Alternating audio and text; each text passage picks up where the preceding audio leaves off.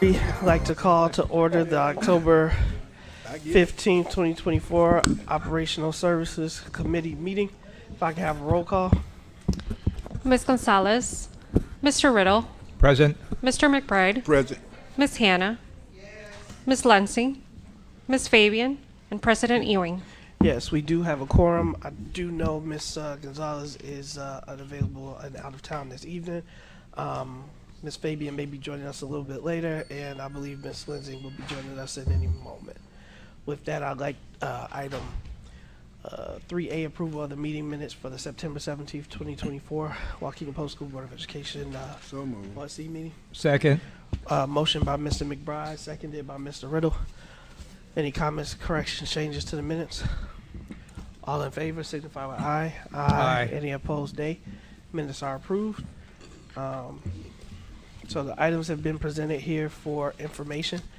Again, similar to how we've done it, the attachments are there for the community or for the Board of Education. If you have a question on the item when we get to that letter, you can let me know. Item 5A, the Jack Benny classroom furniture purchase.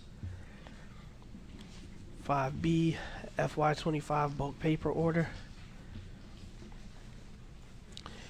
5C, the crisis prevention intervention train the trainer training. Is that happening here in the district? Can you speak to the mic? Is that happening here in the district? The training that will be held on October 29th and 31st. Is that being held in the district? Yeah, so good evening, members of the board, superintendent, board president, staff, and community. Ms. Hannah, that training is a 4-day training, 2 days online, 2 days in person. I will confirm that the 2 days in person is happening in the district, but I believe it is. Thank you. All right, item 5D, approval of facility rental waiver request for Phoenix, I'm assuming that's Phoenix FC? Yes, sir. Can I ask the question? We've been getting a large number, to me, my opinion, of the rental waiver request. And why are we getting all of these requests all of a sudden for waivers? We haven't gotten a request for the usage of the building, but we're just getting the request. And could you kind of elaborate on that, please? Sure. So the facility use manual does not require that the board approve use of the facilities as long as they meet certain criteria, but it does require a waiver request come to the Board of Education, because the waiver is modifying essentially what the facility charges are within our policy and our manual. Mr. Edwards? I need a mic, can I just talk? Nah, they bring you a mic.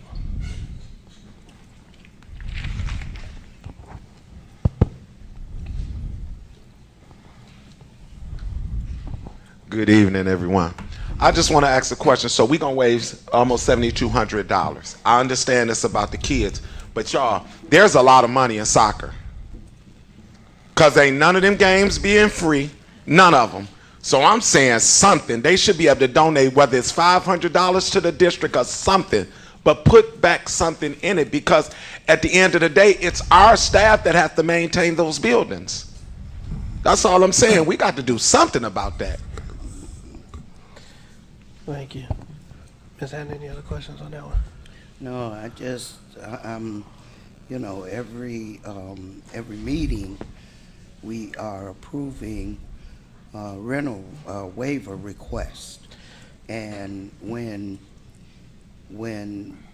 you add all of the waivers up, it's starting to become a large amount, in total, and where the district is not benefiting, if you will, from the monies that we would normally get if there were not waivers. And I understand being good neighbors and everything, but my usual comment, we gotta cut spending. Yeah. Got a question, Brandon. Go ahead, Mr. McBride. Mr. LeBaron, with that $7,000, how is it broken down and how is it being used? Because I'm saying, because if it's during the day, I'm just wondering if staff gonna be there anyway. So I'm just wondering, where's the money? How is it broken down, and why is it $7,000 period? Can you open up the attached request? And Thank you. Mr. Sure. McBride, just to let you know that that's just one waiver. We have like 4 of them on the agenda for approval. It's not just that's only one. I'm just again, like I said, I just like to know how that's broken down and how the money, is the district really spending money is because of the fact that our employees are there, if they're going to be there anyway, and then you just put those numbers in there. So, Mr. McBride, and thank you, Mr. White, for pulling up the attachment. If you'll notice on the attachment, the last couple pages has a breakdown of the charges. So every day they want to utilize the facility, there's a labor rate for custodial, as well as a rate for the gym usage. per day, because this particular item is on a regular ongoing basis. So the district, to answer your question, we do have staff working in the building, but oftentimes when we have events in the building, they would be pulled away from their regular responsibilities in order to support an event. And also in order to make sure that the space is clean for school use the next day. And that calendar is for the listed days that they want to use the facility? There's a long list of dates. That is correct. So I believe we have 3 out of the 4 waivers on the agenda this evening that want to use the facility on a regular basis. And we're going Almost to a weekly waive basis. all of that? You don't have to. That's the recommendation. We're waiving all of these times that they're going to be using the facility? So if you were to vote in the affirmative, yes, based on their classification and the fact that they're supporting Waukegan students and they're not charging a fee according to their documentation, every time they utilize the facility, in this case for soccer, we would be waiving the cost per the facility use manual for them to use the space. Mr. Riddle? Yeah, I think I'd expressed my point before. I think as long as they're doing something for our children, and these are Waukegan teams, the coaches aren't paid, the buildings are already there. Our kids, this is a great activity for our kids after school. During the summer, they're using our fields. And of course, in the winter, they have to play inside. We don't have a lot of activities going on in the Waukegan area for kids, and it is hard for families to pay. So as long as the team is not making a profit on this, I'm happy to see us use our facilities for our children. The buildings have to be heated anyway, and the lights are on, the janitors are there. This isn't late into the evening, this is early evening, after school, so janitors are there. So I think it's something well worth the district subsidizing to an activity that we don't have to pay for. We don't have to pay for these coaches to be there. It's an activity for our children. Now, if indeed, I guess my question to Mr. Moten would be, if indeed they charge a fee, and they don't give any waivers to kids unless the families can pay the fee, then I think we should get into the situation of saying, well, listen, we do have janitors, they have to clean the building and stuff, and so you're going to have to pay something because you're making something on this. Or if they have a large number of kids coming from outside of Waukegan, maybe only half the team is Waukegan kids. So I would hope that your people doing this, Mr. Moten, would ask those kinds of questions and not just look at, their request to waiver everything. And then come back to the board and say, yes, it looks like they could pay something. We're asking them to pay something because, one, half the team, half the students are not from Waukegan, or in the alternative, they do have to charge, and they don't, they're very unlikely to give waivers to any families that can't afford their basic fee to get in and play. So Can you I guess those are confirm- questions I'd like to have asked ahead of time. Otherwise, I'm happy to waive the fees entirely. Can you ask the organization to confirm that information and present it if it comes when it comes on the agenda for approval? Sure, we can certainly do that. This particular item is for Tuesday and Thursdays, 6:30 to 8:30 p.m. Taking the previous comments into consideration, we do have modifications. One of the 4 facility waivers this evening is a partial waiver because they're charging $10 per person. That is for the Thanksgiving event. But we did make modifications on the form for a waiver of all fees depending on the organization's classification and whether or not they're charging and supporting our students. We also have a notation that if the request is for days the district is officially closed, the external organization will be charged for applicable personnel and equipment fees. Okay, So well, that- you can request a full fee waiver. However, if the district is closed, which is not the case on Tuesday, Thursday evening, we have staff in the building, but that's where you get into perhaps the weekend and holiday events. Mr. Riddle. That answered my question. Now, it's a difference because the gym is going to be the gym. Gym ain't going nowhere. The custodians ain't going nowhere. But when you start talking about when nobody's there, then they have to come in. Then you got to pay them overtime and whatnot. Right. But you don't have to pay them overtime because they're there, because they're going to be there anyway. Correct. Right. Mr. Edwards? and I hear what every last one of y'all saying, but y'all got to be smoking crazy if y'all think that it's anything out there for our kids to do in this community for free. That's just practice. But to be a part of that team, there is a fee. And so what I'm saying is, and y'all know how I feel about this, if we're charging our kids for anything, even to be a part of these teams, where's all the money going to? What is it being used for? We're not asking those questions, and I'm out there in the community like half y'all are not to see this. And so that's my frustration, because our kids have to pay to be a part of this team and or this organization. Our kids have no job. So I think about all the kids who parents refuse to pay these ridiculous fees, and in some cases they is, I don't know what theirs is, but when these parents refuse to pay the fee, the kid suffers. So what I'm saying is I appreciate that, and I love the fact that we're willing to give our gyms, our fields for our kids. But we're not just dealing with Waukegan kids. I don't care what that paperwork say. They coming from everywhere.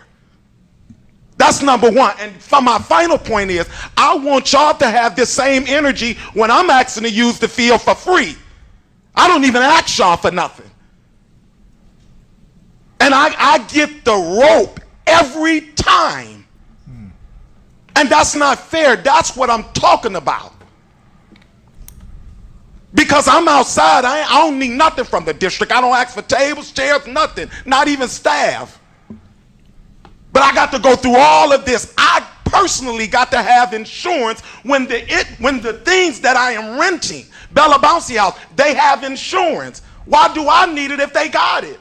My event is going on during the same time that they're there. When they leave, I leave. So that's what I'm saying. I see the difference all the time, and I'm sick of it.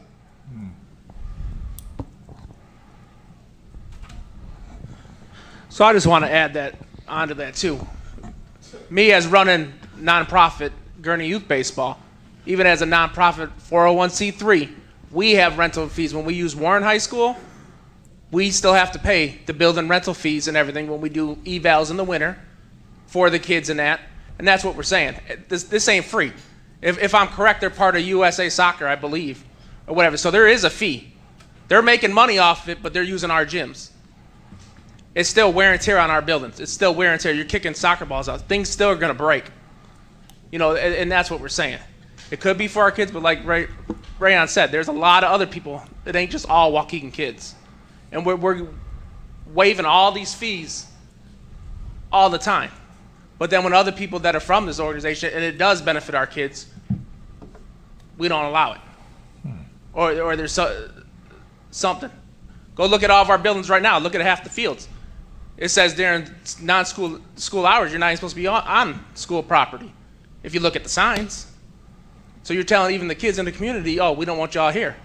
That's what the signs say, technically. Ms. Fabian. So I just want to clarify, I do understand that children pay the fees to the organization, and I don't know this particular organization, but many times when we get these waivers, it's not on behalf of the organization, it's on behalf of the coaches, of the students, and these coaches are volunteer coaches, so the coaches don't charge a fee for those practices. The fee that's being charged to students generally go to that organization who put together and pay for those games to happen, the refs, all of that. And the coaches aren't receiving that money and making money off of our kids. So I just want to be clear when we're getting these in, when they say, you know, are they charging? And when we're sitting here saying they're making money off of our kids, I want to be clear to say, normally, and again, I don't know these in this particular instance, normally it's a volunteer coach that's requesting the facility who is not charging our students, who is looking for a place to practice because the fees that the kids pay for the organization do not cover practice gyms. So I just want to make sure that that's clear so we don't say that there's all these people that are named in these and these asks are sitting there making money off of our kids. So, Ms. Fabian, Mr. Moulton, if you could look into what fee, if any, is associated with the league per child, and what is the number of enrollment of Waukegan students, and are they from Waukegan prior to this coming up for the board for a vote, so the board can make an informed decision? Thank you. Will do. All right. Item 5E, rental waiver request for Urban Edge Entertainment. Information is there and listed.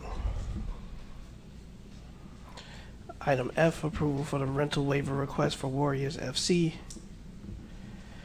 And then G, approval of facility rental waiver request for Dragons.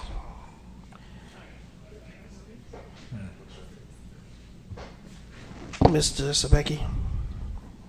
All right, so I'm just going to group it all together with all these rental waiver requests. We say they're for our kids and that. So here's my question. Why do we charge the parents to go watch these kids in our own district? Play basketball, play football. We charge them to get in to watch their own kids. If we're going to waive everybody else's fee because they're for our kids, maybe we should start waiving the fees so these community can go watch the kids for free, so they can actually be supportive of what they do and actually fill the gyms and fill the stands. And let's not charge our own residents to go watch their own kids play the game. Yeah, if we're going to waive all these. Is that IHSA? We can talk about doing something like that, but those are regulated through the Illinois. But our youth sports, if you've gone to the youth jams program, are 100% free. So, Sorry, just to add on to that. However, when we look at drama events, right, even with the youth play practice, parents still have to pay to go see their kids for those events as well. So I think it's a bigger conversation that we should be having across multiple activities, not just sports clubs. yeah. Go over to the sports park, you got to pay to park there to watch your kids play over there too. Yeah, so it's just to me it's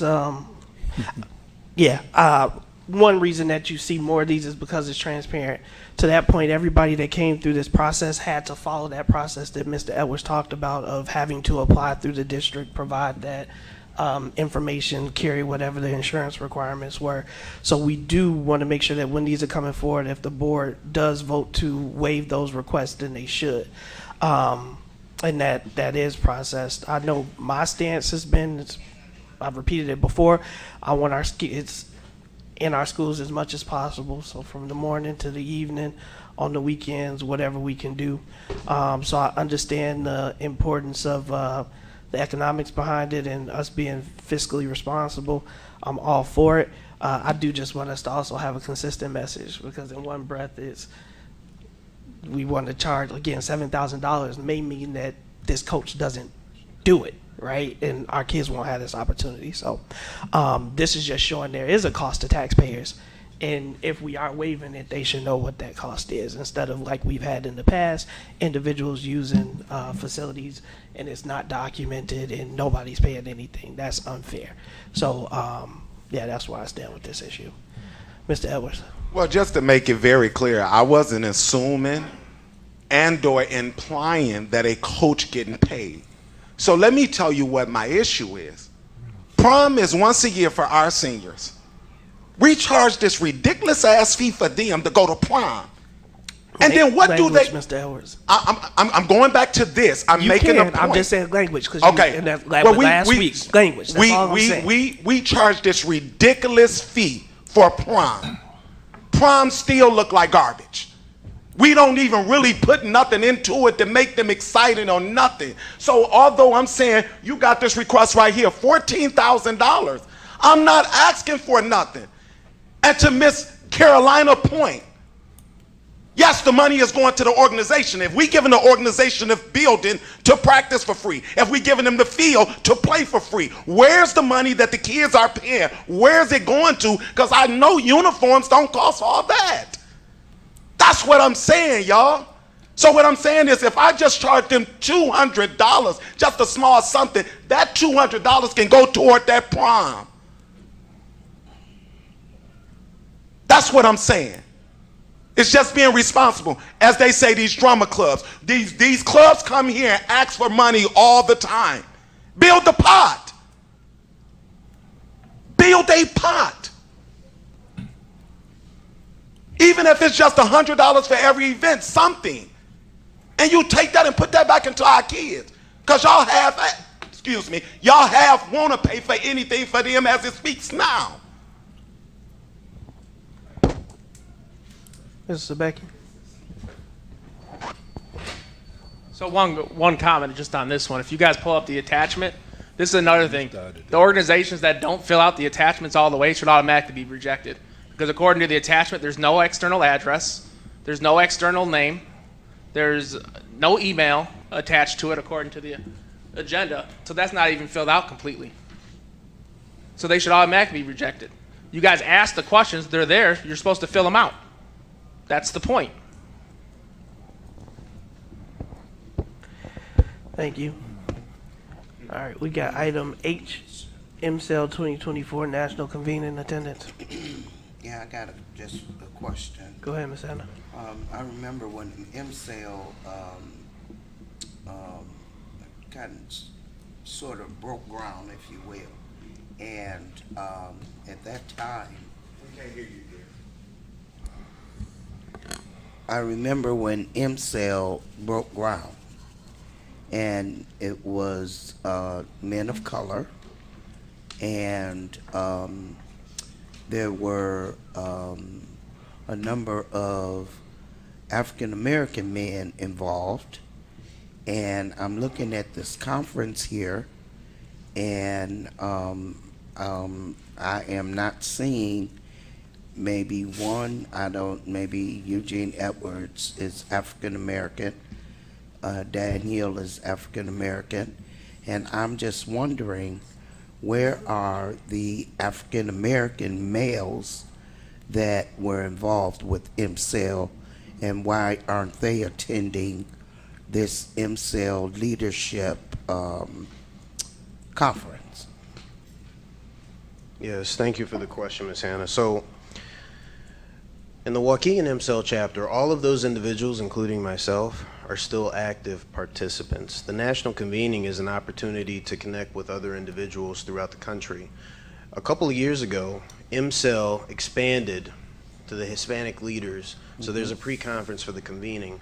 So last year, some of those individuals attended. This year, in August, we expanded the individuals who are part of MCL for mentorship opportunities and other opportunities to help expand the pipeline for those individuals. So some of those individuals you see on this list, as well as individuals who went last year, Mr. Ruiz, Dr. Cuevas, Mr. Campos.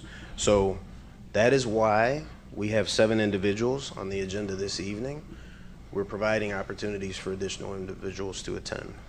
But those other individuals, like I said, including myself, Mr. Kirkwood, Mr. Hill, who's also on this list, still actively involved with MCL here in Waukegan. So why aren't they going to the conference? Provide opportunities for others, Ms. Hannah. Go ahead, Mr. Edwards. I remember when MCL broke too. Very seldom hear about it now, right? At all. And so, although it's admirable how you just tried to spin that talking about meeting with people from all over the world, how many chapters do they got, sir? How many chapters do they got? And when we answer this, how many of them is actually operational? Because we was the first one to actually break. The first one. And we broke, what, 2 years ago? And you're talking about meeting people from all over the world, right? For what? Because if we was the first chapter that broke and there was only 3 other states that was looking into being a chapter, how are we meeting people from all over the world? And see, that's what I be saying about the lack of transparency, that y'all will come here and get on these microphones very unprepared to even push back on what we asking. Yeah. Because If you want to give them an opportunity to respond. yeah, I think am when I'm there's finished, because I do my research, is what I'm saying. So you guys have been getting a stipend or have received stipends because of this. But what have MCL, what have this Black Men of Color or Black Boy Initiative done in this community as of today? You had black fathers come here and ask questions. You guys have still to this day have yet to contact those black fathers. And so you come to this community and we're talking about a Black Boy Initiative in the most respectful way. Can't no Latino man tell no black boy how to be black. So you spent it for this black boy, so now we bagged away from this because our two top dogs who have black sons is no longer in our district. So again, I'm saying to this board, the credibility for this is trash. Because my youngest black son that's in this district obviously doesn't count. No, yeah, it does count, but we was targeting the high schools. We weren't. Y'all, I'm going to talk about it because y'all knew how bad Brookside was. And y'all kids have to go there. So what about those black young men? So we can have a real conversation. Go ahead, Mr. LeBaron. Thank you. Yeah, Do thank you, you. I can respond to that. No, So, okay, go ahead. so there's 5 chapters: Winston-Salem, Atlanta Metro, Kansas City Metro, Fresno, and Waukegan. There's 3 more supposed to be opening up this year. So, Mr. Moulton, you can take the rest of the questions.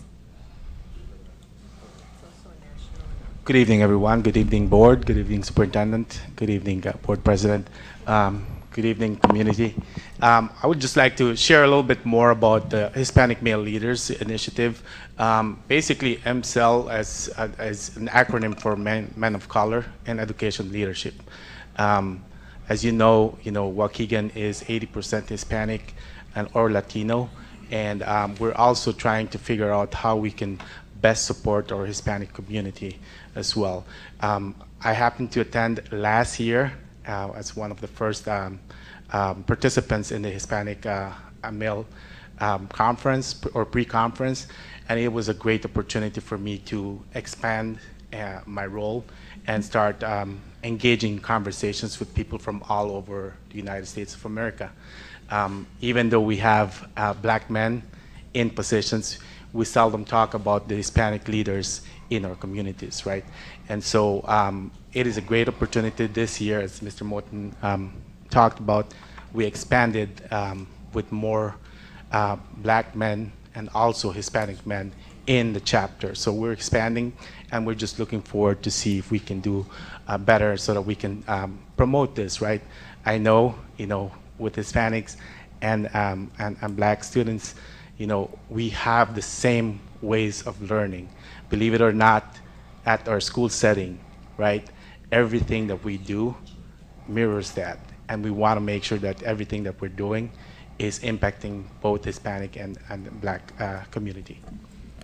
Absolutely, and I agree that that we have our Hispanic male students that are in dire need of the same things that other students are getting, and that's how come that I kind of have a problem a little bit with a black male initiative, and this is no secret. I have said it from the beginning that all of our males should be being targeted and given all opportunities that everybody is getting, because they're in trouble in their academics as well. And so, I have no issue with that.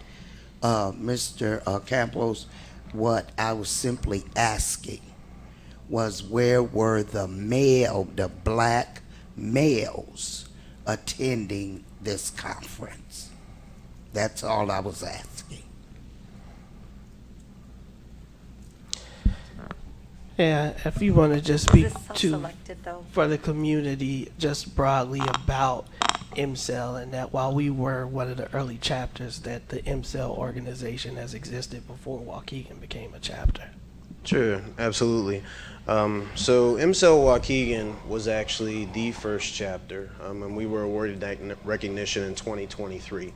This organization started very small, 15 to 20 individuals collectively throughout the country came together to create an affinity space for male leaders of color, specifically, to Ms. Hannah's point, black male leaders of color. However, all male leaders of color deal with the same types of issues and need the same type of support through lived experiences, not all research, not all text-based.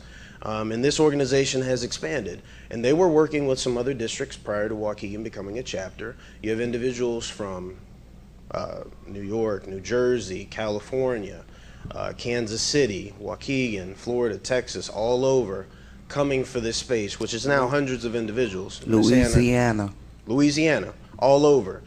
But we really need to get back to the roots here, and that's something that the individuals of MCEL and Waukegan have discussed. The Black Male Initiative is great. We have a lot of initiatives for students, but one of the ways to impact the student growth is through the males who are leading them in the classroom and in the schools every day. So that's what we're trying to do, bring that back to focus. That's why we've expanded to other leaders in the district that have those qualities and traits, building the pipeline for those leaders of color within Waukegan Public Schools as well as the Waukegan community to have the impact on the students. So last year, again in December of 2023, made a chapter, superintendent mentioned other chapters, and it is expanding and growing, but this is a national support that's been invaluable to the Waukegan staff. And Go ahead, one Ms. other Hannah. thing, Mr. President, and I would think that even though that there is a pre-conference for Hispanic male leadership, right, that the black male leaders would get something out of that too. You understand what I'm saying? That they would get beneficial information by attending the Hispanic male leadership part. You know, as well as when there's a black leadership, that the Hispanic men will be included as well. You know, so that we are intertwining the knowledge that we're getting, so that either way, you know, a Hispanic male, black male, they could work together to help all the males. And I'm going to even include our white males that are leaders.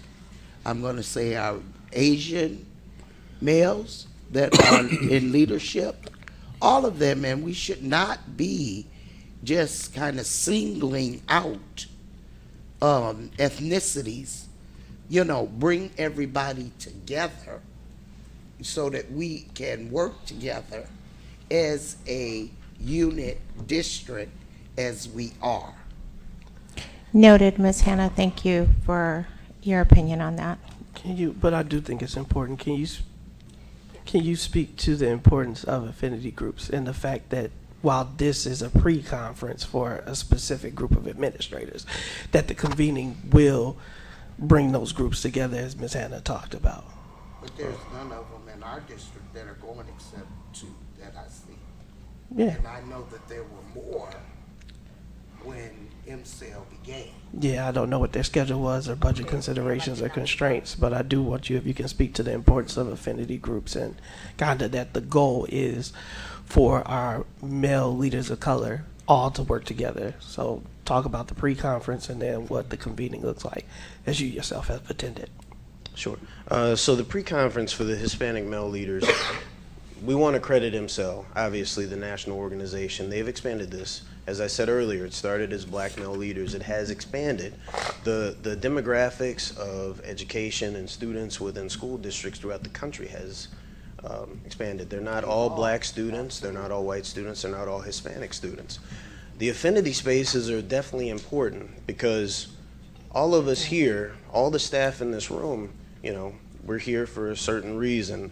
We might have a certain level of education or certification in certain items, but the importance of the affinity group is when you go into a room or you go into a space and you're judged by how you look as opposed to your knowledge and expertise, that's where the affinity piece comes in. And I can't say that every individual has that same lived experience.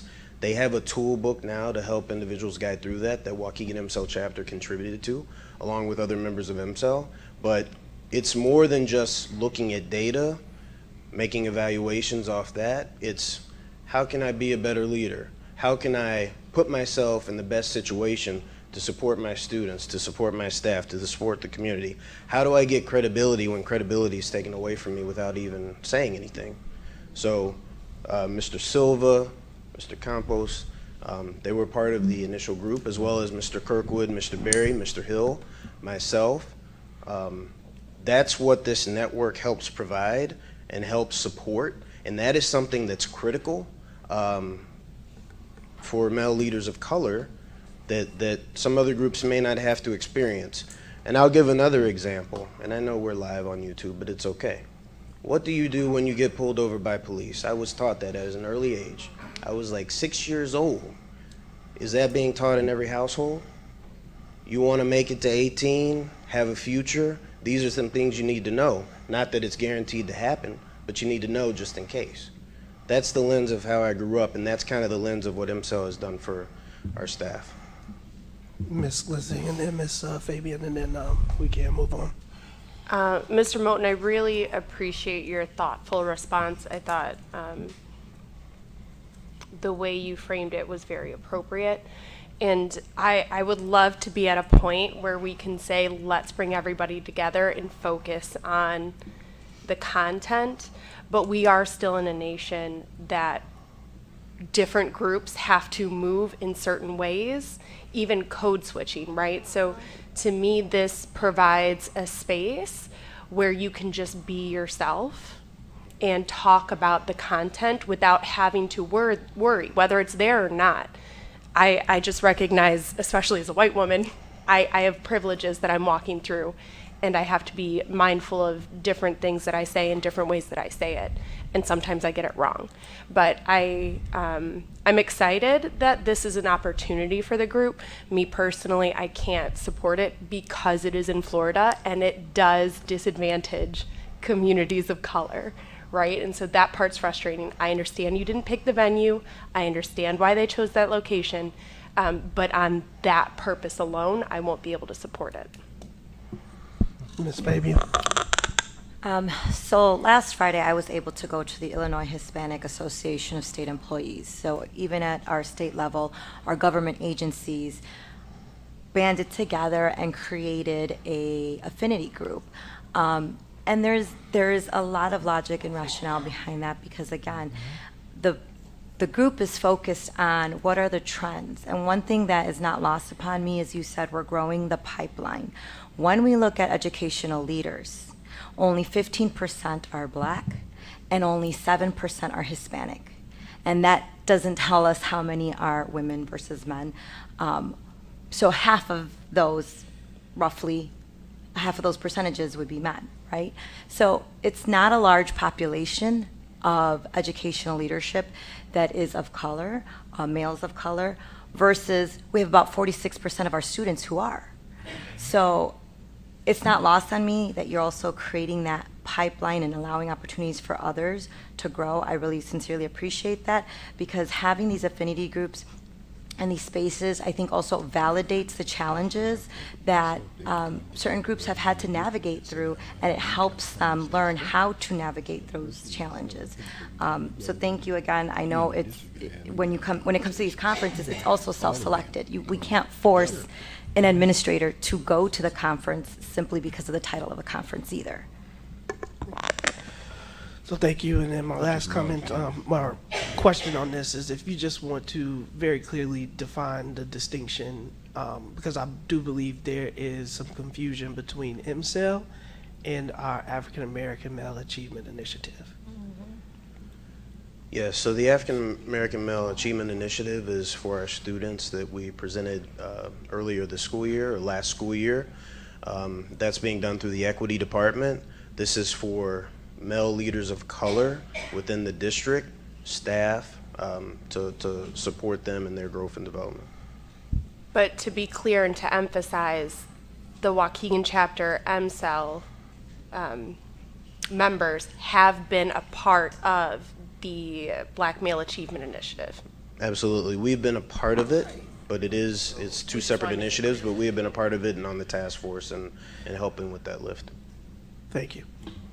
All right, we got the treasurer's report. Schedule of investments report. And the student activity convenience accounts bank reconciliation.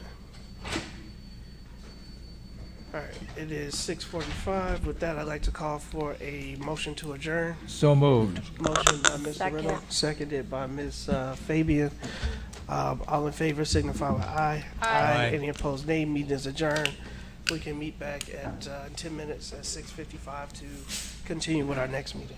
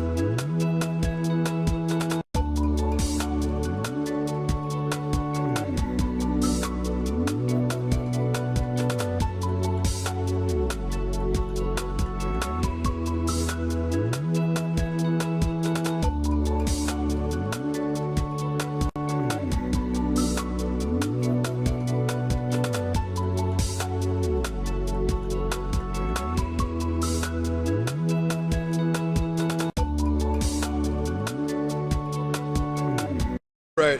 Call to order the October 15th, 2024 All right, man. Student sir. Achievement Meeting. If I can have a roll call, please. Mr. McBride, Yes. Mr. Riddle, Present. Ms. Hannah, Ms. Gonzalez, Ms. Fabian, Present. Ms. Lenzing, President Ewing. Here, so we do have a quorum. All board members are present with the exception of Ms. Gonzalez, who is out of town.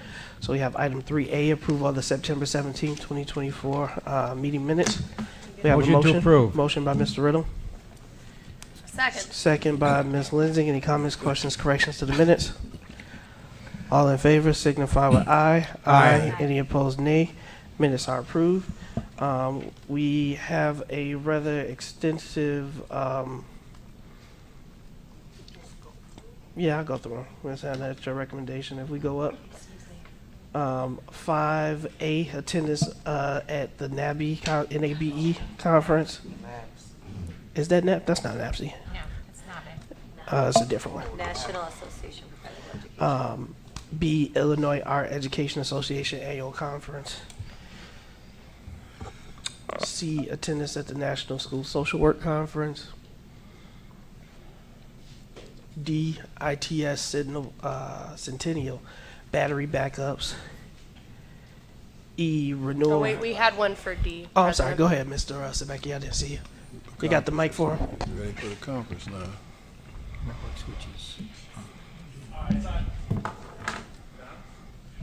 Try again. And that's for C or D, Mr. Sebecki? D. The Battery C. backups. Battery backups? Yeah, so I Okay. got two questions on that. One, I see 214 Washington Street's on there. So if that building's not even in operation besides the wraparound center, is that what it's for? Because everything else in that building, what are we doing battery backups if the building's not even up and running yet? Already paying for backup systems. It says replacements in the thing. And then my other question is, if you look on the last page on the attachment and scroll down, the date that it was given was 9-something of 24, and it said the end date was 10/13 of 24. We're at 10/15. It's now being brought to the board. So technically, everything they just proposed and the price they given is already outdated. It's already expired. So that, if we got it over a month ago, then why is it being brought to the board after it's already expired technically? Good evening, everyone, members of the board, superintendent, members of the community. Thank you, Mr. Sebecki, for your question. Dr. Cuevas and his team are not here tonight to answer that specific question, but we will make sure to get that information to the board and community prior to vote next time. Thanks. Thank you. All right, item E, renewal of Aruba ClearPass Wi-Fi license. F, unique learning system renewal.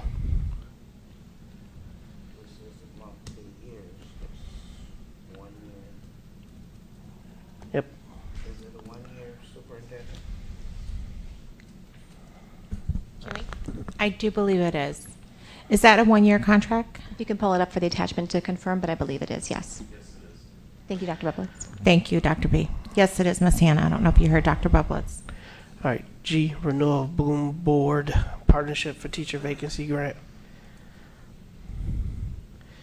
Item G, renewal of Tyler Technologies iVisions. I, can't pronounce it. La Coseca. Dual language education. Information is presented there. J, Peerless Networks renewal. K, Carmen Buckner, Ron Clark PD. Go ahead, Miss Lindsay. I'm really excited for this agenda item. The Ron Clark program has done really great things for our elementary schools that currently have it in place. If we are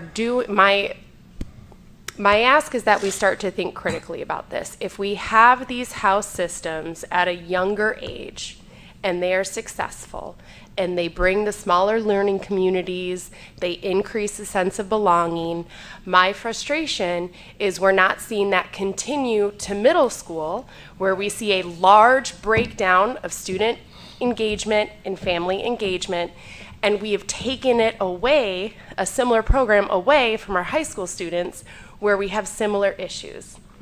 So if this district is encouraging it for our elementary school students, what message are we sending when we deny it to build up with these students as they go into middle school and to high school?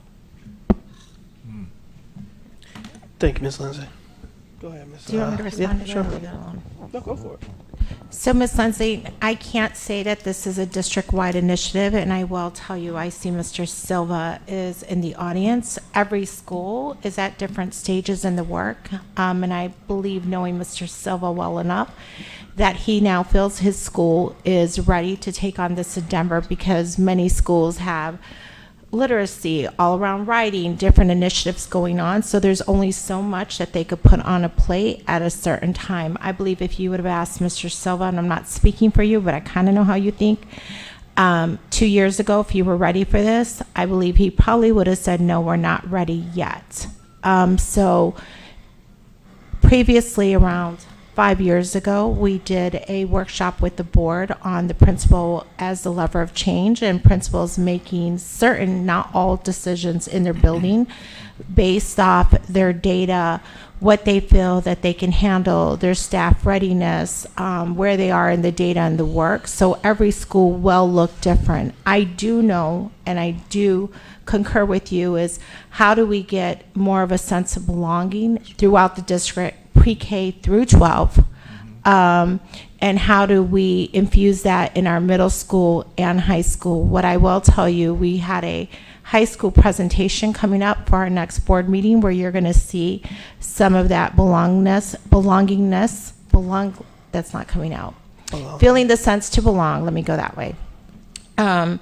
And different pathways that our students are choosing. So you will see that at this upcoming Tuesday meeting, and we will expand on what those opportunities are going to look like in the middle school. What I can tell you, and Dr. Cesario is sick this evening, it's not an ASAP initiative that everyone will be adopting the Ron Clark's method in all of our elementary or middle school. That's not a district initiative. However, we are giving that some of that autonomy to our principals if they feel that their school is ready at that point. Mr. Silva, if I misrepresented something, please clarify me, because I don't want to put words in your mouth or say you weren't ready when you were ready, etc.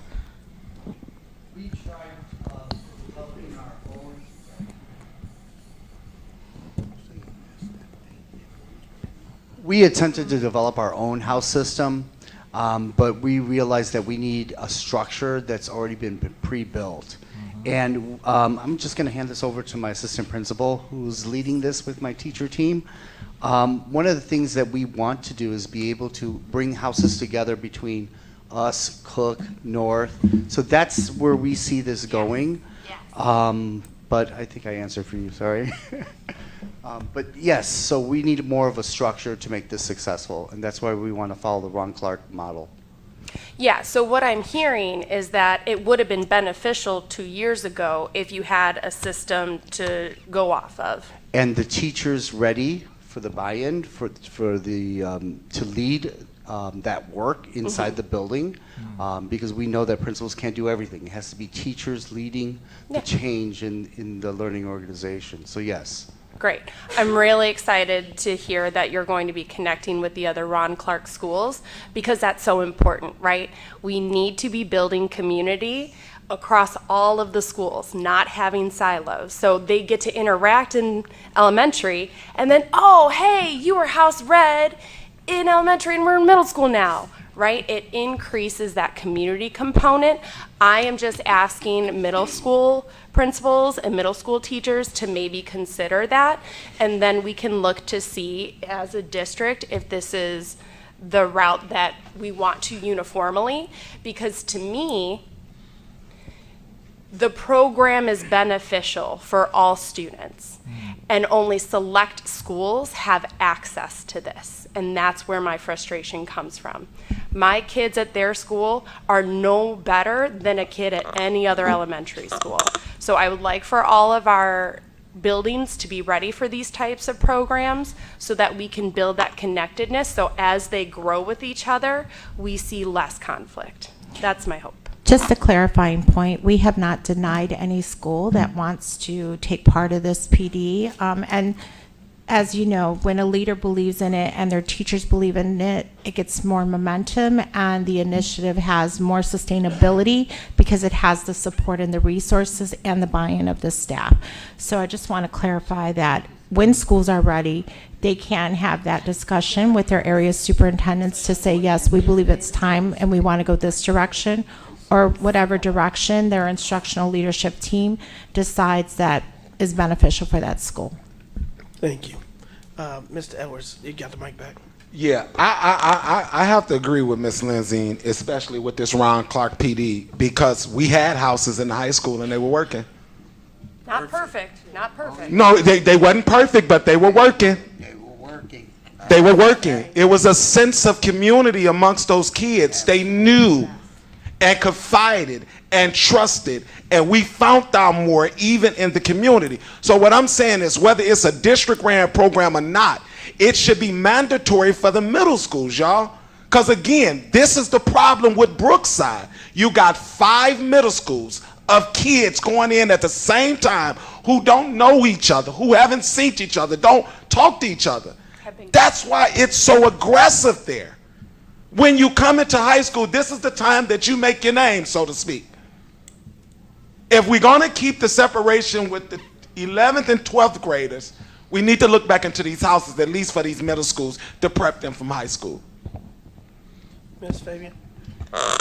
I also want to acknowledge, though, that we have other programs going on, like the IB school. So if we say we want blanket Ron Clark, then blanket IB, how do these things work together, or do they not? And so that's the other piece of it, is other schools are doing other initiatives, and I agree with you, like the accessibility, right, of not every child gets to go to that school.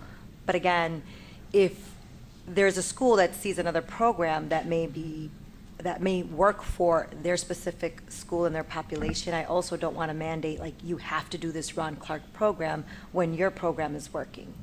So I think it's a broader conversation to see what principals are seeing work in their schools. Yeah, it's definitely a broader conversation that we need to have. The house system would not contradict the IB. One's academic, one's behavioral, PBIS oriented. So they would complement each other. That academic piece, because of the way it's set up, also complements behavior, right? So they don't, I don't know how to explain it properly right now. I'm really tired, but because of the way that IB is set up, you don't necessarily have to have a whole behavior program with it. What I'm saying is that's a broader conversation that principals need to have with their teachers to see what works in their schools. The houses at the high school, I will say, I was at all of those forums when parents came out and discussed their feelings. Not every parent was satisfied, and many felt that those housing systems were segregated. I was at all 5 sessions. And I was there. I was at all 5 sessions, Ms. Hannah. there. Not every parent was happy, and the majority actually I was weren't. there, been there So from the again, beginning those and those everything. conversations. So stop it. But Ms. Hannah, we want to Ms. Hannah, respect each other. You can't dismiss We want to my respect each experience, other. because I was there at those conversations when we were talking about dismantling the house systems. And what I am saying is, there were many families that expressed their concern over how the housing system worked. Not to say that it wouldn't work if we brought it back, but we need to bring it back with more intentionality and to see how it would best work with our population if we wanted to bring it back. Because the way it was set up previously, many families felt that it was more segregated and it wasn't as unifying as many people believe that it was. And I'm going to tell you that you are wrong. I was there from the inception. You can tell me all day long. I know what I've heard from And parents I know from the what forums, and Ms. I know Hannah. what So I was respectfully, there. you can disagree with me, but please don't tell me that You're when wrong. I've sat in 5 different forums with groups of parents, that is not what they have stated. That was, regardless, I know from the beginning the inception, Yeah, I know how what we the got design the, was. how we got the money, where we got the money. We worked with Johns Hopkins University to do all of this. They were doing it in other states, other schools. Agreed. They were supposed to be and it professional was learning working. communities. And So it we was can do one at a working in time? our school district. The children, the students liked the house system, and that's more important than anything. Our schools were organized, our schools were much safer, and the kids were learning. And so the dismantling Graduation of the, rates were below 67% during that time. Like, bring No, up the stats. Well, anyway, you say what you want to say. It's more that there's social things that went on that were excellent. Our school district was much more, a lot less chaotic, our high schools. And so, all I know is that system, if it's good enough to be piloted, okay, in some schools, okay, you don't have to reinvent the wheel. Mr. Silva, get the playbook from how we did the houses at the high school. And we need to be doing that, as I've heard being said, in the middle school too. Because right now it seems like everything is being focused at K through 5. And we have the students in middle school and high school that we don't want to leave behind. Good points. I do believe that we want to remind us of modeling the behavior that we want to see and treating each other with respect. I also want to remind us, I want to encourage us to use a shared language, because when we say things like houses, how houses look in the Ron Clark model are very different than how houses operated when they were in the high school. So we want to make sure that if we want to go back to the house model, or we want to do those different things, that we understand what works, what didn't work. And to Ms. Lensing's point, I do think that there is some opportunity. Part of the concern that we had in the house model was the lack of mobility between the houses, right? So it was more of a tracking system. But the thing about Ron Clark is it's 100% random. Yeah. So that's one of the benefits, is the way that the kids are separated and tracked. Now, Mr. Riddle, you're sitting down there just looking. Miss Hannah, I was in the house program in Waukegan Public Schools, so I don't want to not acknowledge what it is that you're saying, but there was 2 CSP houses, one in each building. There was a, developmental or rising house, and then there were the ones that were in the middle. And based on your house, which one you were in, that, again, and we can talk more about what that looked like, and we can go back to those reports and presentations that Ms. Fabian was mentioning.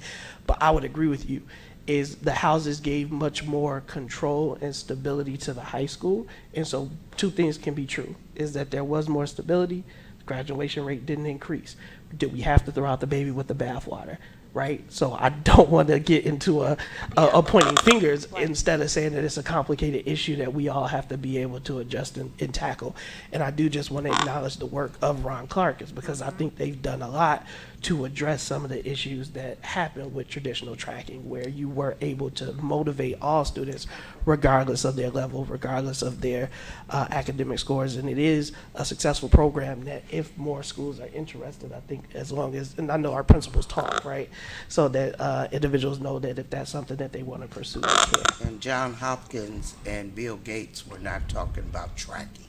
Okay, So Ms. I Hannah. just want to be clear too. I am not against Ron Clark and the housing system. It's how the housing systems are created that needs to be a discussion.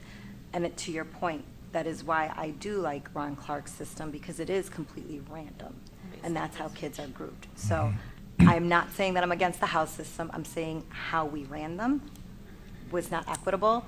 We have to have a conversation of what that would look like in this district. If I could speak just a second, because Ms. Hannah asked, where am I on this? And I know this is off topic, this whole house system, but also talking with teachers that worked in that house system, they got to know the children much more closely and many of them felt that it was a good system. It had problems, but so I think the conversation needs to be had again as to how we create a sense of belonging in our schools, whether it's elementary, but especially in our middle and high school. And the that's- superintendent has mentioned that Right, that and we've been presentation is coming. No, I'm sorry. 'cause I Oh, wanted she's to got get a you to finish, presentation on that. That the presentation was coming on Thursday or next Tuesday. But go ahead, Mr. Riddle. if No, you no, may. that's all I'm agreeing with everything that's been said here. It's just, and I think it keeps coming back from our community as well. Parents want these children to feel a sense of belonging in those schools. We have big schools, and it's hard for anyone to feel a sense of importance and a sense of belonging. And it's in our society as well. Right now, we have a lot of lonely children out there who talk to each other on social media, but can't and haven't learned how to talk to their neighbor that sits next to them, or to get involved with each other. So it's an important time to work on that, and it's a topic this district needs to continue to work on. And it sounds like there's work being done on it. And acknowledge that maybe it wasn't good that we threw the system out or threw the baby out with the bathwater, that instead of improving it, but we were all involved on that. So Nope, I was not. well, not all of us, but it was something that happened, and it's something that we can still continue to work on and maybe make an improvement in the future on it. And just for some historical context, when we looked at the high school, we looked at a number of data points. It was always that we were going to evolve in specific pathways, whether IB, foreign language. I don't want to say the college study program, but something very similar where students can obtain 60 credit hours before they leave Waukegan. That has always been the plan. We are behind plan because unfortunately we had a very small pandemic that put us back maybe 2-3 years.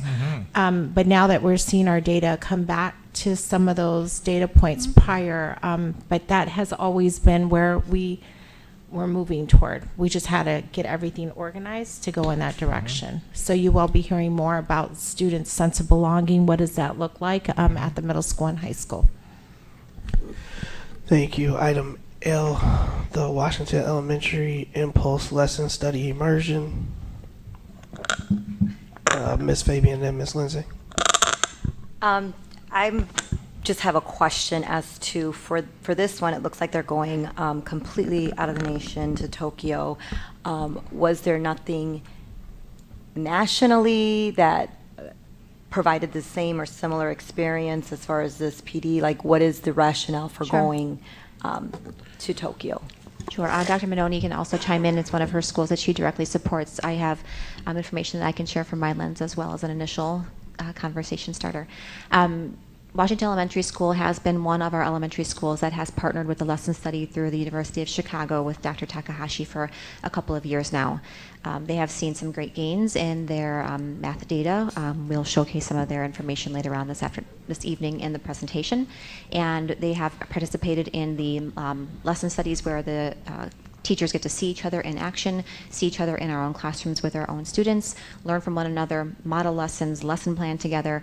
A lot of wonderful job-embedded professional development has already occurred within the context of the beginning parts of what this particular opportunity provides. And so Washington Elementary School, through their site-based budget, wanted to be able to take their learning up to the next step, the next notch, and wanted to have their coach and some other their trained teachers in the lesson study process be able to work firsthand in the forum in Japan. So they went through the budget process for that. So it is in their school-based budget Yes. plan? Ms. Lindsay. Just to confirm, this is not the first time we've sent teachers to Tokyo, Japan for this development.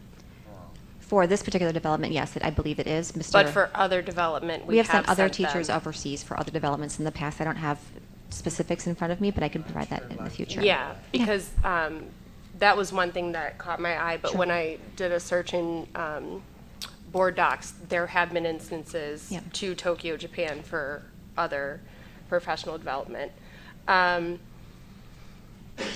What I really appreciate is that within these attachments, they do confirm that they're going to come back and actually present the information of what they learned. So this is, in my opinion, a good investment, because there's going to be, as they have stated, a share out of information. They've planned out their school improvement Wednesday time and grade level team time to be able to bring the information back and build capacity amongst their staff. Yeah.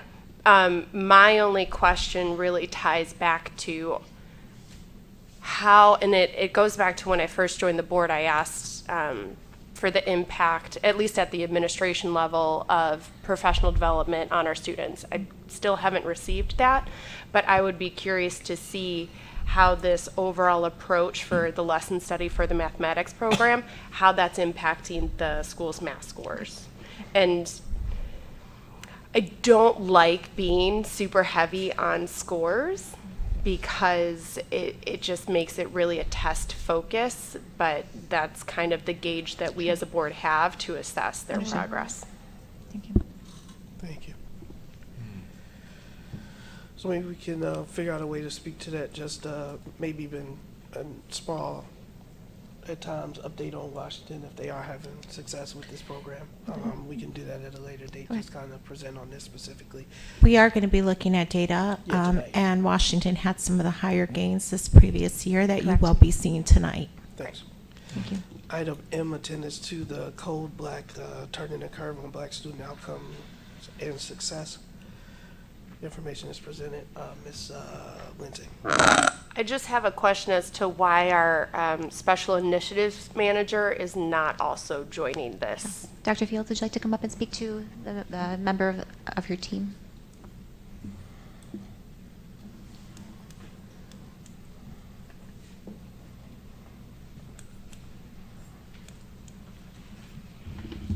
Good evening, everyone. Your question was why our manager of special initiatives is not attending? Correct. Couple reasons. One of them being we're trying to be fiscally responsible with the PD that we're sending people to, and we have a future PD planned for him to attend.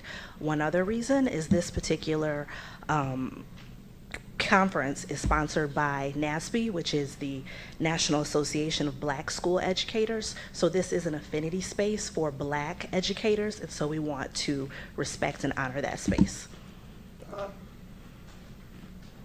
Everybody goes to that. Everybody can go, but like I mentioned in there, we're there to present. So, I mean, we can, that's the simplest reason that I have for you, so. Thank you, Dr. Fields. Mr. Edwards. You good? No? Okay. All right. Item N, WHS new course AP seminar for SY26.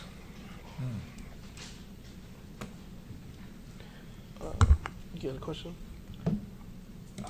Yes. Go ahead, Mr. Yeah, I Arnold. guess my question on this was, it sounds like a great course, and it looked like there was a lot of people that the statistics are showing that a large percent of the students Pass that it. take the course pass it and earn credit at their college. So it looks like a good course and looks like a good investment. So I was pleased to see it.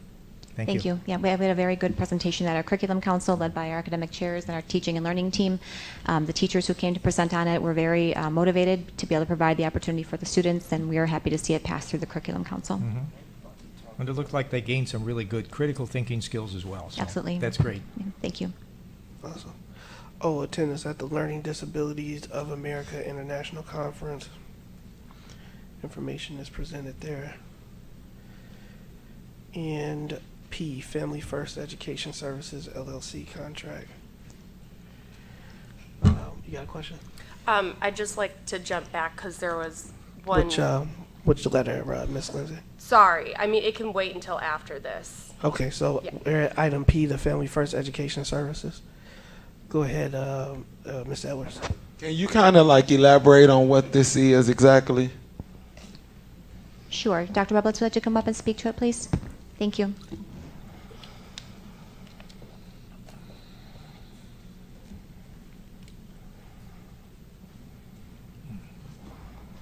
Good evening. Yes, this is for services for students with visual impairment. There are very few teachers of this type. They also work on orientation and mobility for students who, because of their disability, may have trouble getting through public spaces, large spaces, small spaces, steps, etc. And so really this is to provide those services. If we don't have these services available, and I'm not even sure, we would have to look to some of the co-ops like NSSED or possibly CEDAL. I don't know that they have it either, to get those services for these students. And so if you click on the link in there, it talks about the crisis for visual impaired teachers. That's the wrong. It's the blue link to the article, not one of these, but. But yeah, did that answer the question, Ms. Edwards? Yeah, it did, and I'm gonna keep on saying it every time this gentleman, Dr. B, gets up here. I have a nephew that's deaf, you know, and I'm seeing we're doing things for the kids, and I love this because we need more things for them. But again, when we're talking about these kids that's deaf, bro, they are struggling in our district, and there's no good support for these families. I will say this, I had the opportunity to sit through his IEP over there at the Washington campus, the AOC building, and they were freaking phenomenal. I've sat through over 30 IEPs in the last 3 years, the best one yet. Detailed, patient, compassion, understanding of the parent needs, and did everything that they could at that meeting to make sure that that parent walked up out of there understanding every single thing. And that's the first time my cousin had this since she's been in this district, and her child has been here for 19 years.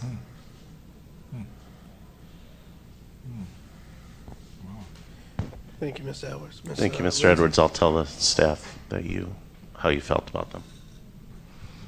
So I have a couple of questions. So this company is based out of Florida.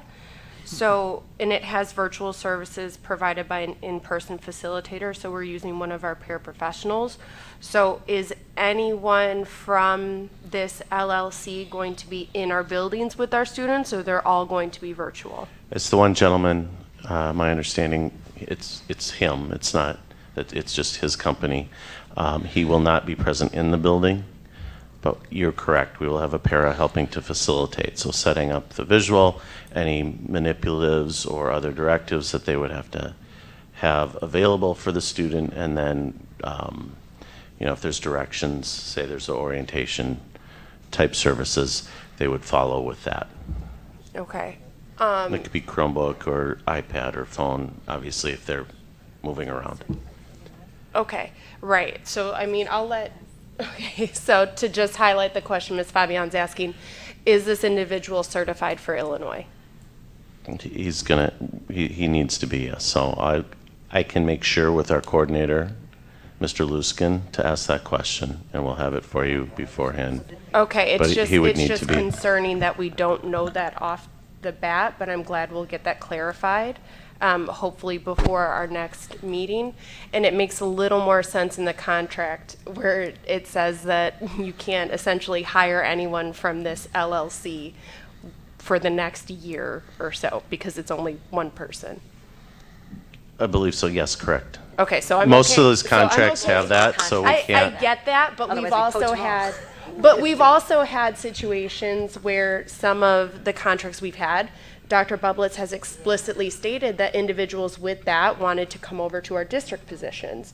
So it seems like it's not all of the contracts, but if it's just one individual, we're not going to get the owner of the company to say, hey, come work for our district. I would love to have him.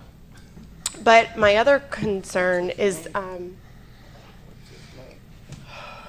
it's in the contract. Do you know the name offhand? Otherwise I could, oh no, it's very generic language in here.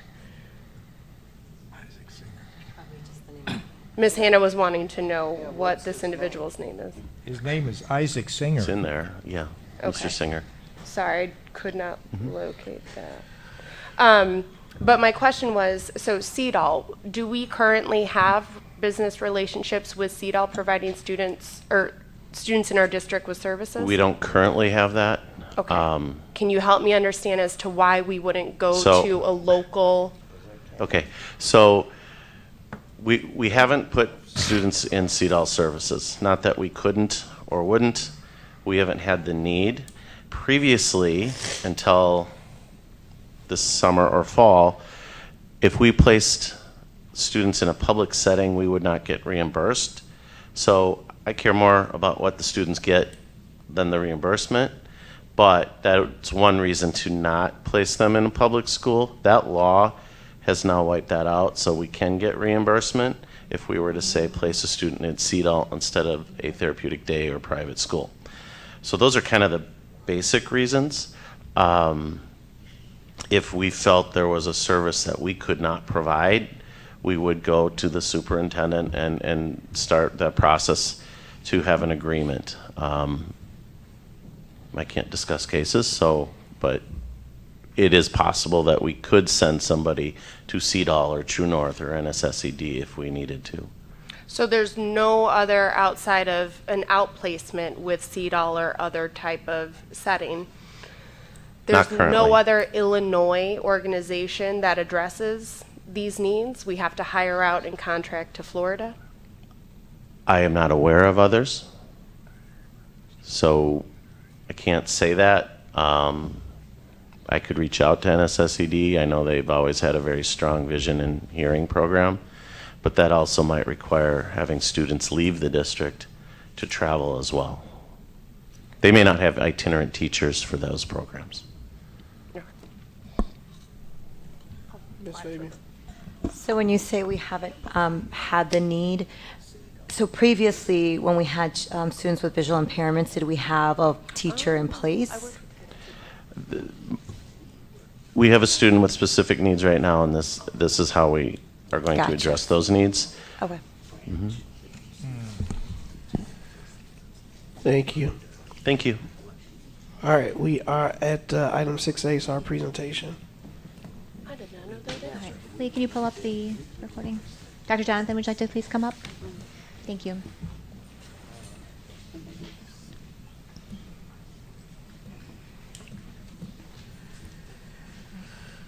We'll get situated and started. Thank you again for your time and attention this evening. We are presenting on a combination of both our end-of-year preliminary data from this past school year, 23-24, as well as our beginning-of-year data that our students just took this past September. So it's a kind of two-pronged approach to the presentation. You'll see some end-of-year data as well as some beginning-of-year data. Dr. Jonathan will lead us through the slides and open up for questions and clarifications upon the conclusion of the presentation. So I'm going to turn it over to Dr. Jonathan. Thank you. Good evening. Tonight, the presentation is recorded, pretty short, 28 minutes, but everyone has had access to the slides. We will take questions at the end and have a nice discussion. Enjoy. Good evening, President Ewing, Superintendent Placencia, members of the board, and community. My name is Dr. Jonathan Brown, Director of Assessment and Data. The state report card will be finalized and released at the end of October, but tonight we will present data on student performance that will go into those calculations. Our focus for today's presentation includes reviewing our 2024 state assessment performance, this fall's local district assessments performance, and our fall curriculum embedded assessments performance. In reviewing our state assessments performance, we will be presenting preliminary results. Official results cannot be released until November 1st. We do believe that our preliminary results will be very closely aligned with official results. As usual, we will start with a review of student attendance. Schools have been working hard to reduce chronic absenteeism levels. Starting from the left, we see a baseline of 2019 attendance rates for elementary, middle, high school, and the district. Since 2022, attendance rates have increased to 2019 levels so far this school year. It took a few years, but we are there. Thank you, parents, for understanding the importance of having every student in school every day. Now let's turn to our high school state SAT results. But prior to the results, let me give you a quick update on high school testing. As you all likely know by now, ISB has replaced the high school SAT assessment with the ACT assessment. The contract for SAT was at an end, and ACT won the bid for the new contract, hence the change. With that, we have begun to prepare students for the change by offering practice exams for students in grades 9 through 11 administered this October. 9th graders take the pre-ACT 8-9, while 10th and 11th graders take the pre-ACT. Both assessments provide scaffolded exposure to the rigor and content of the upcoming ACT. All grade 11 students are required to participate in the ACT with writing assessment administration this spring. Students in grades 9 and 10 will take the pre-ACT. Students this fall take the pre-ACT online to mimic the administration mode of the official spring assessment.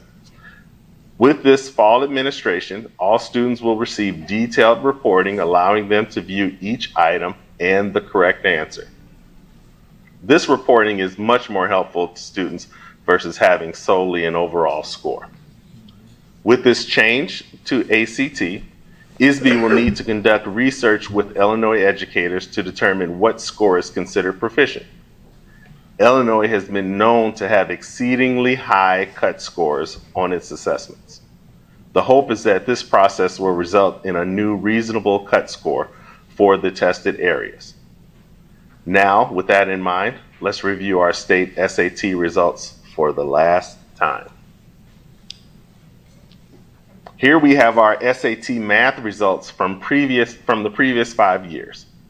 Our 2019 results are at the bottom, and 2024 results are at the top.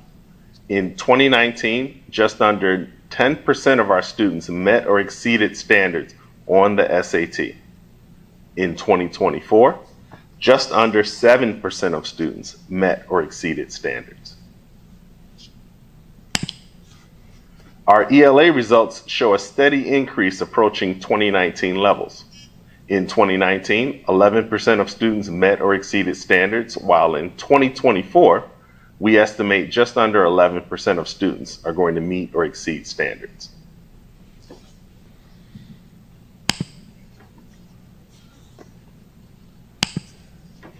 Moving on to our district IAR results in math. Again, we followed the same format of school year 2019 at the bottom and school year 2024 at the top.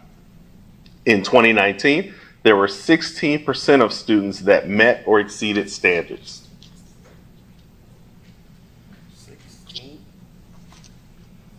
We estimate that 11% of students have met or exceeded standards in 2024.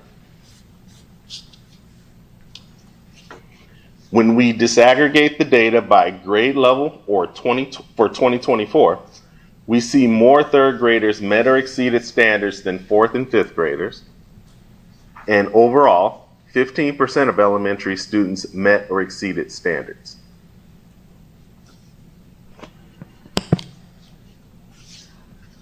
In the middle grades, 7th grade students lead the way with 9% meeting or exceeding standards. Overall, 7% of middle school students are estimated to have met or exceeded standards.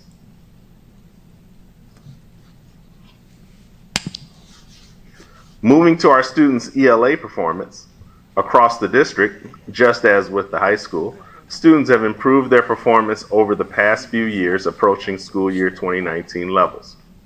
In school year 2024, 16% of students met or exceeded standards compared to 20% in school year 2019.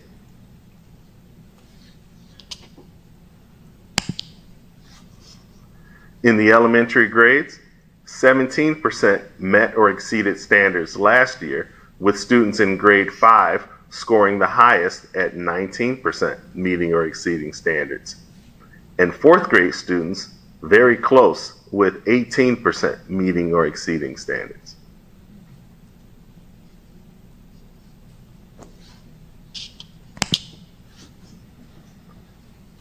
Middle grade student performance is similar to elementary school students, with 16% meeting or exceeding standards.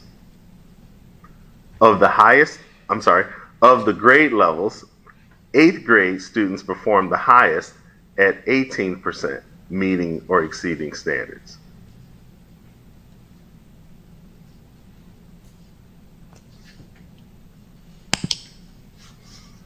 The next series of slides will show comparisons between school years 23 and 24. First, we have IAR math performance by race ethnicity. All racial groups showed improvement with the exception of students of 2 or more races and Black.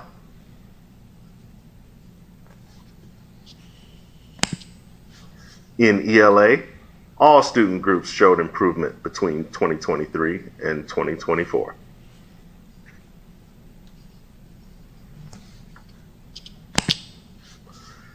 Here we have the math performance of the first 8 elementary schools in alphabetical order. Cook, Clark, and Greenwood show large improvements in performance, approaching or exceeding 30% of students meeting or exceeding in math. 4 schools show a decrease in performance over the previous year.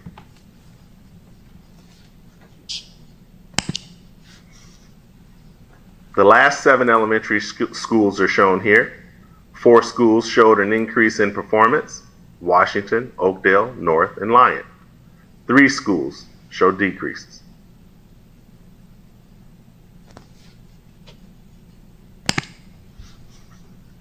Of the middle schools, 3 schools, Lewis, Benny, and Juarez, are estimated to have increased the percentage of students that met or exceeded standards in 2024.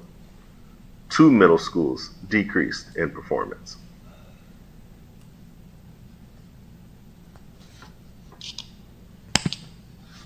Switching to ELA, we again have 8 elementary schools in alphabetical order. The first 4 schools all show increased performance in 2024, with Cook having 45% of students estimated to have met or exceeded standards.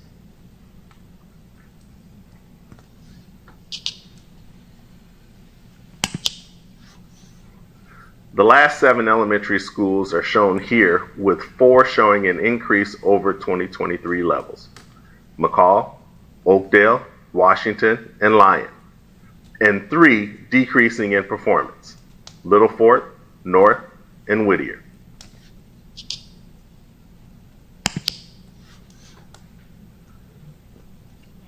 All 5 middle schools increased their performance in ELA on the IAR.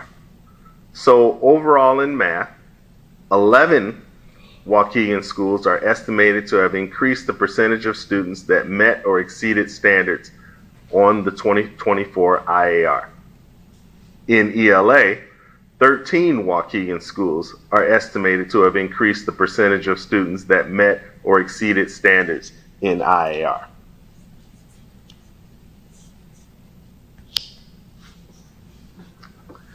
We reviewed IAR achievement for each school, which aligns with our ultimate goals of student achievement, but the state also produces a measure of growth for each student that compares their growth with those of similarly scoring students. Here we show the average student growth percentile for each school in math. The gray shows their average growth percentile from 2023 compared to their 2024 average growth percentile. If green, there was an increase and the students grew at a higher rate on average. If red, their average growth rate was lower than the previous year. 8 schools showed an increase in their average growth percentile over the previous year in math.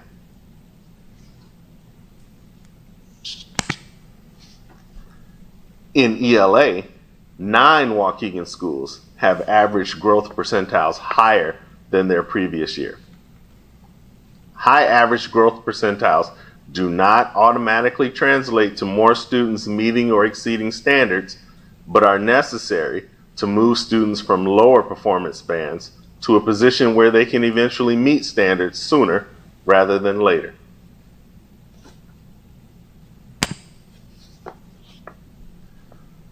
Previously, I mentioned changes to the state high school assessments. I have another update about the current IAR assessments we just reviewed. In order to better align student performance with state expectations, ISB has begun to host working groups to help determine new performance level descriptors. These descriptors do just that, describing different levels of performance based on state assessment results. ISB is looking to work with Illinois educators to determine new cut scores for state assessments in math, ELA, and science. I'm happy to say that Waukegan has at least one teacher that has been selected to participate in this process. It is important that Waukegan's educators' voices are heard as well in this process.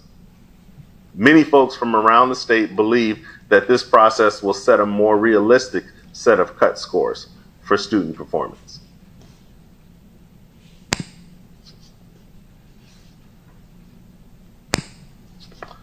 Our Illinois science assessment results are formatted similarly to the previous slides, with green meaning that there was an increase in performance and red a decrease in performance.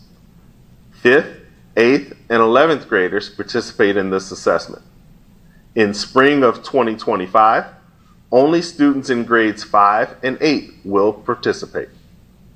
11th graders will take the science portion of the ACT. We have 7 Waukegan schools with 40% or more of their students scoring in the proficient level of the science assessment.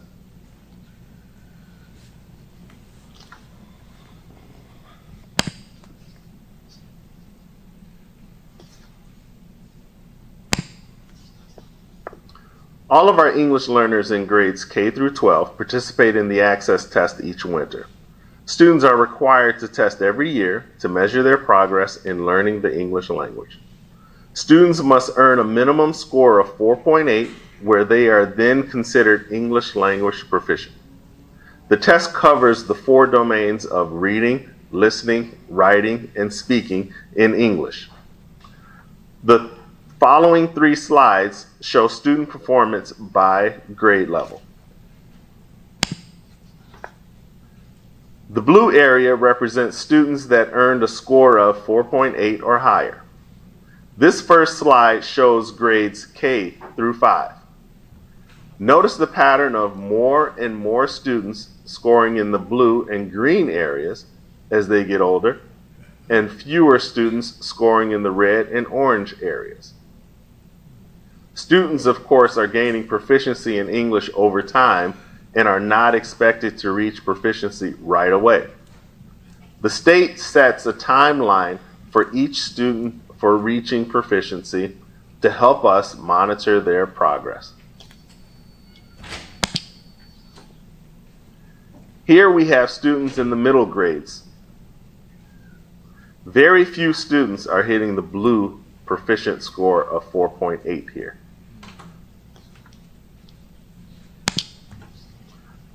Lastly, we have students in grades 9 through 12.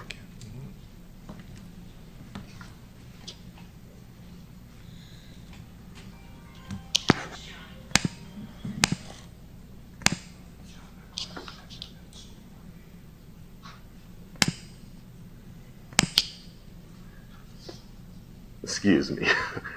Let's now pivot to our local district assessments from this fall. We'll start with our NWEA results from the fall.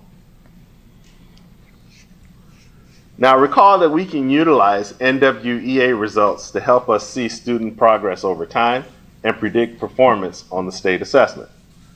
This slide represents the achievement levels of our students from this fall. This is math performance by grade level through grade 8. The square on the left represents the median percentile for the grade level. Half of the students have an achievement percentile above that figure, and half have an achievement percentile below that figure. We are always looking to decrease the number of students in the red and orange categories and increase the number of students in the top 3 categories. Students that score at the 75th percentile or higher typically have a strong chance of meeting standards on the state assessment.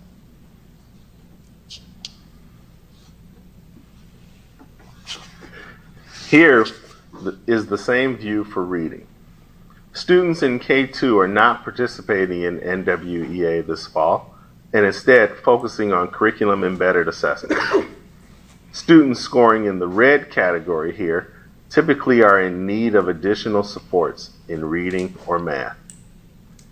Here we have over 40% of students scoring in that category alone.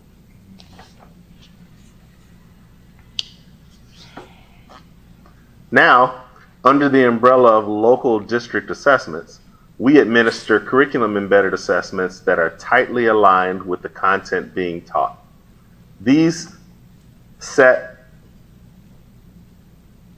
assessments are an intricate part of our balanced assessment system. As we take a look at our curriculum embedded assessments, I want to remind the community of our view of assessment. It is important to remember that each assessment has a purpose for which it was created. There may be times when an assessment is used for multiple purposes, but rarely does it fulfill those other purposes as well as its created purpose. With that in mind, we try to be very strategic with the assessments that we utilize. As you've seen in this presentation, there are many different assessments given to students over the course of the year.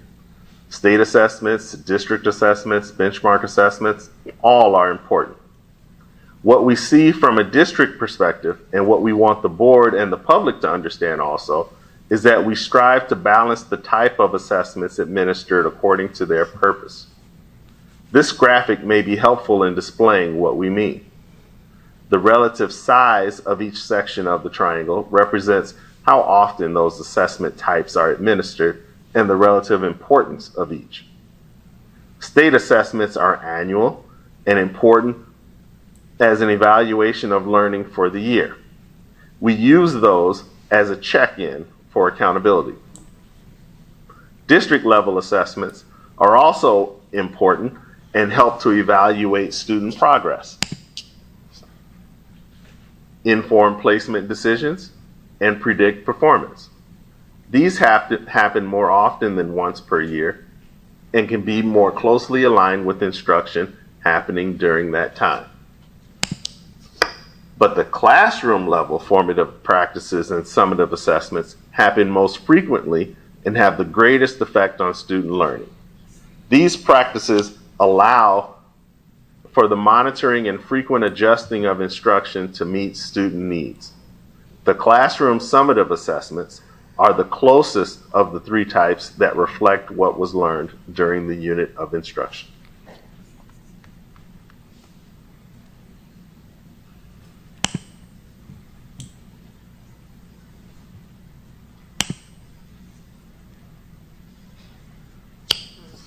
So, curriculum embedded assessments include any assessment that is directly related to what is being taught at that time in the classroom. These assessments most closely measure what students know and can do, and they are common assessments, which means they are universally given to all students at the grade level or course level across the district.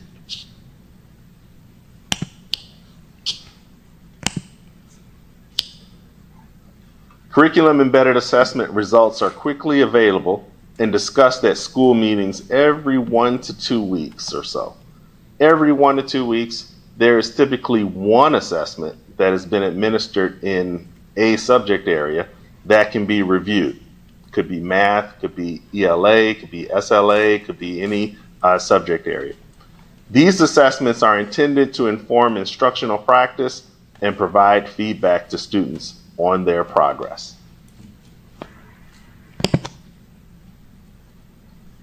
A couple of notes for parents. Quarter 1 grades are coming out soon, and these curriculum embedded assessments, sometimes referred to as Tier 1 assessments, can make up to 70% of a student's grade. You should look for the results to come home now after conferences, as well as during the next quarter.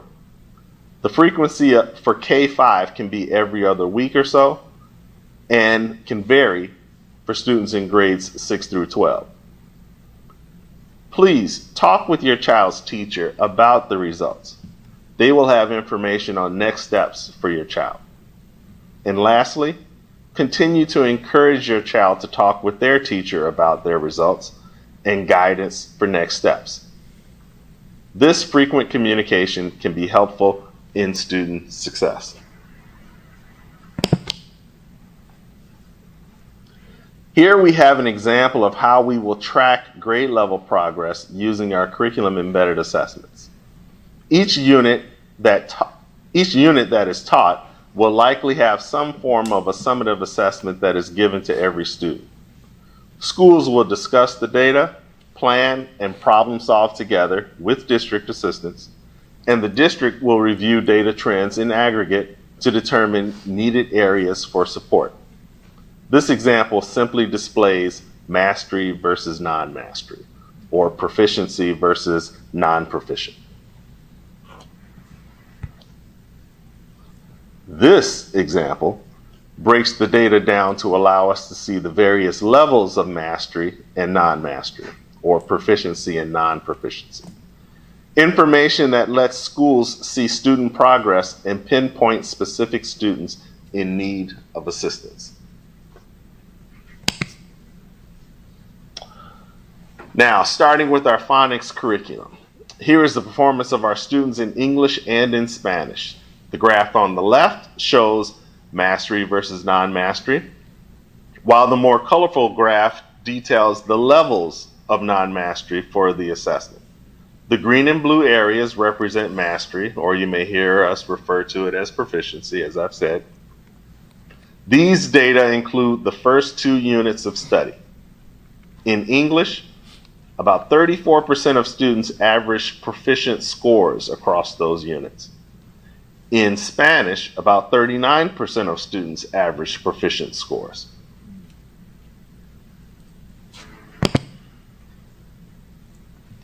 For students in grades 3 through 5, all students participate in the 95% phonics curriculum. Only 20% of those tested as proficient in the initial phonics instruction units.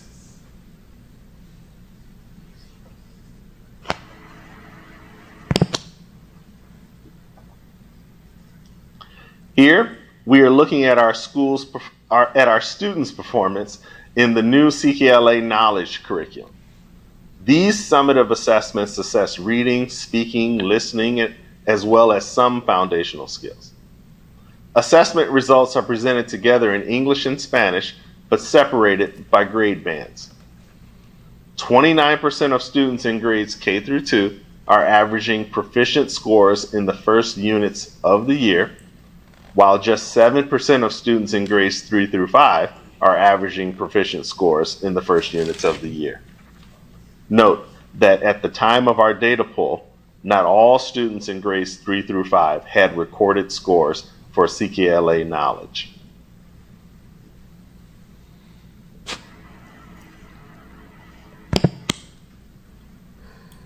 Our last slide looks at student performance in math using curriculum embedded assessments.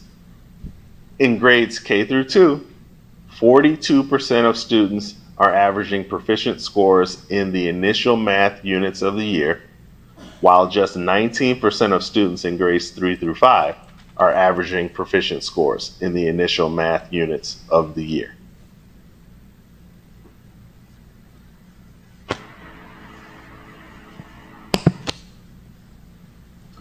Thank you for your time. Please reach out with any questions that you might have.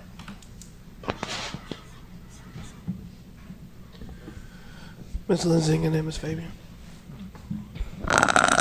Good evening, Dr. Brown. So a lot of information for the community and our parents to digest. One of the questions that I have ties back to a recent public comment we had and it's something that I got feedback a lot when I was campaigning to be on this board, and that's looking at when we have our curriculum embedded assessments. These, to my understanding, and correct me if I'm wrong, right, is to say this is what we're teaching in class, and this is what you're acquiring as a student, how well you're absorbing that information. They should be linked. Right. So the concern that we heard as a public comment, and what I hear frequently as well, is that within, I'm not going to say all, and I'm going to preface, I'm not disparaging our staff in any way, but this is, I just want to understand what's going on. We have individuals who are saying or expressing their experience that the Waukegan A, when it translates to another high school, becomes a C. When it translates to college, means they need remedial courses. Why is that happening? Why are we getting that feedback? Oh, I don't know if I can speak to that in particular. Yeah. But I can address if you want to know how our current assessments don't feed into that. Okay. But if you want to address So if the we can have direct both sides of question. the coin, right? Because I think that's important. Okay. It doesn't matter. All right, good evening again, everybody. And if I don't, my colleagues are in the audience, so from teaching and learning, academic coordinators, if there's anything I do leave out, please chime in. Thank you for the question, Ms. Lensing.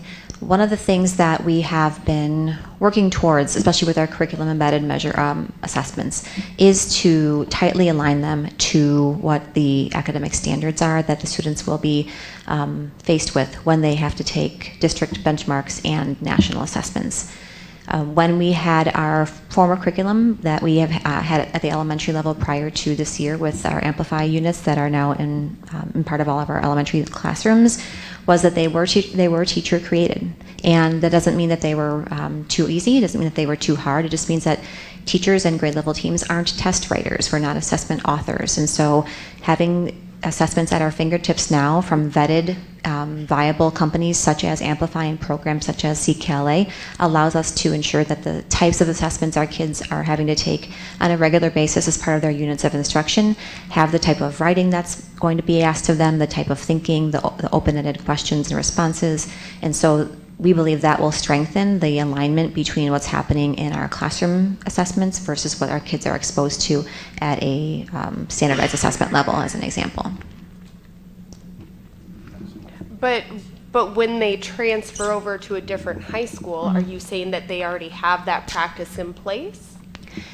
It depends on the high school. It depends on what curriculum, as a high school example. So our high school curriculum is aligned to our college and career anchor standards. It's aligned to our Illinois state standards, national standards, Common Core standards.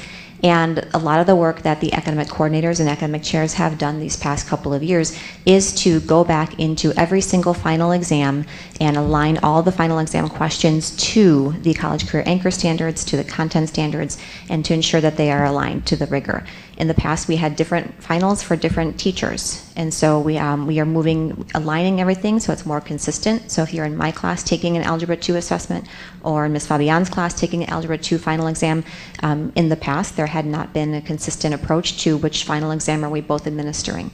Now we have those locked in. And so backwards mapping those from the final exams to the unit assessments is the work that teaching and learning have been doing with our academic chairs and coordinators to ensure that each unit is also aligned to the same standards, the same content, and that they're consistently administered across campus and across courses. Academic chairs and academic coordinators work with teachers on a daily and weekly basis during team time and during School Improvement Monday time at the high school level to calibrate and figure out, how are you grading this? What does this grade mean here?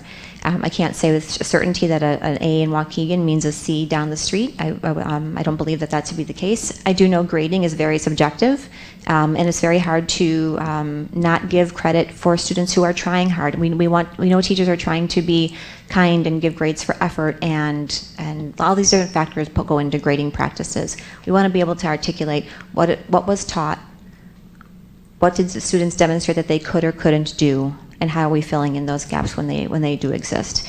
So in terms of how an A in Waukegan might be different down the street, those really are determined by the grading practices of the school, the conversations that I've had to develop the capacity of teachers to understand the content and the standards that they're teaching, and consistency in leadership and consistency in how those grade level teams are operating to understand the quality of their curriculum. So my two takeaways from that response is, based on some of the measures and practices we put in place, we should see that concern diminish. And it also ties back into some aspect of limiting care, where we want to say, I know your circumstances are X, Y, or Z, Correct. and I know you're trying your best in these areas, so I'm going to award your effort. And that's the limiting care that actually is a disservice to our students. I do also just want to comment for our parents that when they're talking with the teachers, because it says, parents talk with their teachers, when your students do get a low score or they're not performing well, please don't assume that the student's not trying. It's highlighting an area of need, and I just want to make sure all of our teachers are equipped with additional resources that parents could be doing at home. Because I've been to parent-teacher conferences, and my concerns are in a different area where I'm asking for resources to improve my kids' Spanish speaking, right? And that can be limited in some way. But I've also heard feedback from some of my students' peers where they have different concerns and ask for resources, and they're not readily available by the teacher. So I want to make sure that our instructional coaches are providing supports to our teachers, so that when parents ask, well, how can I be helping them at home, they have tangible things that they can say, X, Y, and Z may fit your needs. And then I just have two more comments, and then I'll be quiet for a bit. So when we talk about the CKLA scores that we had presented on, can you verify which is a baseline year? So we have the CKLA skills. I have to slow myself down. Sometimes I talk too fast. And then we also have the knowledge. So one of these is, we're in a baseline year because we Correct. just approved that curriculum. So can we clarify Sure. that for the community? CKLA Skills is the curriculum we have had for a couple of years now, focused on phonics, and CKLA comprehension is the other portion, which we just have implemented this past fall for the first time. Okay, so for our community out there, when you're looking at the information around the knowledge portion, this is the baseline. Correct. So after our teachers get used to this curriculum and implement it, my hope is that we start to see shrinkage in those red areas. And then can you also confirm for the community how long we've been using 95% phonics? This is our second year. This is our second year, correct. Ms. Fabian. So I'm going to take it in parts, but I'm going to piggyback a bit off of what Ms. Lensing said. A lot of times we are reactive, and we're presenting parents with the information after they've taken the assessment, after we've taught the information or the curriculum. What I would like to see is more some parent guidance to be proactive as helping our instructional coaches, helping our teachers understand that they should be sending out on a weekly basis. These are the standards that we're learning for this week. These are the essential questions you should be asking your child, so that parents can be active in the learning process and not after the fact going, oh man, they're deficient in this. Sure. What resources can I provide when I could have been providing those resources all along? So I would like to see some more, parent guidance being sent out so that we're a little bit more proactive. The other question is, and I'm going to take this in parts because it depends on your answers, for these curriculum embedded assessments, are they based on the curriculum mapping that you guys have been working on? They are directly from the Amplify Knowledge program that we have adopted through the board approval, so they are not they're not the old assessments that we had used prior. They are completely written by the program. Okay. And so is every school in the district using this curriculum? Yes, so one of our hold tights this year has been implementation, and so through the work, our Tier 1 site visits with our teaching and learning team, the weekly check-ins that area superintendents provide, the data meetings that my office conducts on a weekly basis, we look at a variety of implementation indicators on a weekly basis. We look at who's actually given the assessment, yes or no, by building, by grade level, by teacher. We dig in to find out and wonder why hasn't the classroom specifically administered that assessment yet, and we try to find out, is it they just didn't enter the data yet? Is it because they got behind in a lesson plan by a day or two? We dig into that on a regular basis to find out how is this being implemented. And so regularly, Dr. Jonathan and his team, and Jennifer and her team, and Dr. Maloney and Chanel Andrews on their teams, they look at the data on a weekly basis to find out who's entered the data, who hasn't, what supports are needed if they haven't. And yes, it's absolutely being implemented across all schools, all classrooms. And then a big can of worms, that substitute teachers. So have our long-term subs been trained on doing all of these assessments as well? Because I'm sure that plays a huge part of it. Sure. Instructional coaches are deeply trained on a monthly basis by the Department of Teaching and Learning. So they are trained on how to administer all the assessments. They bring that information back to their School Improvement Wednesdays. And yes, the program, long-term subs are part of all of our School Improvement Wednesdays. They've been part of Institute Days. They are part of grade level team meetings on a weekly basis. And so, and they are also part of our new teacher quarterly trainings this year through Teaching and Learning. So anything a first or second year teacher is receiving as training on support through Teaching and Learning, our long-term substitutes are part of that group as well. Mr. Shinkton had his hand up. If we get him a mic.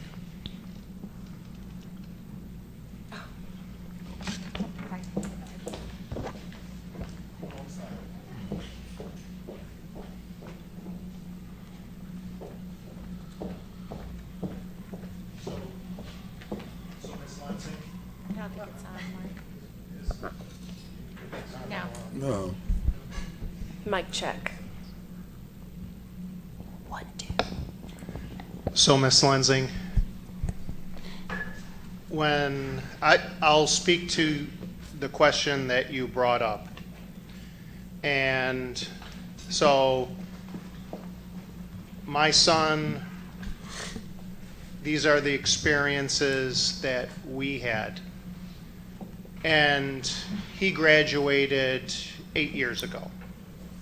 So, one of his most adored teachers doesn't work here anymore, Mr. Cosgrove. Oh, I love Okay. Mr. Cosgrove. So shout out. he's had Mr. Cosgrove, Finnegan, Friedlieb, Blair.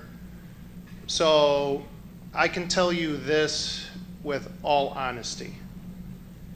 When he started high school, he took probably every AP course. As a parent, we all think, hey, guess what? He can go into college and he'll have all these credits and I won't have to pay any money. Well, guess what? Yeah. That doesn't mean a thing, okay? As talented as Mr. Cosgrove was, he can't teach in a year what physics is for a college course, okay? That's why when, you know, you could be as talented as you are, get the AP credit, and then you go into college and you're like, wow, you've been blindsided because you can't, it's a whole different playing field.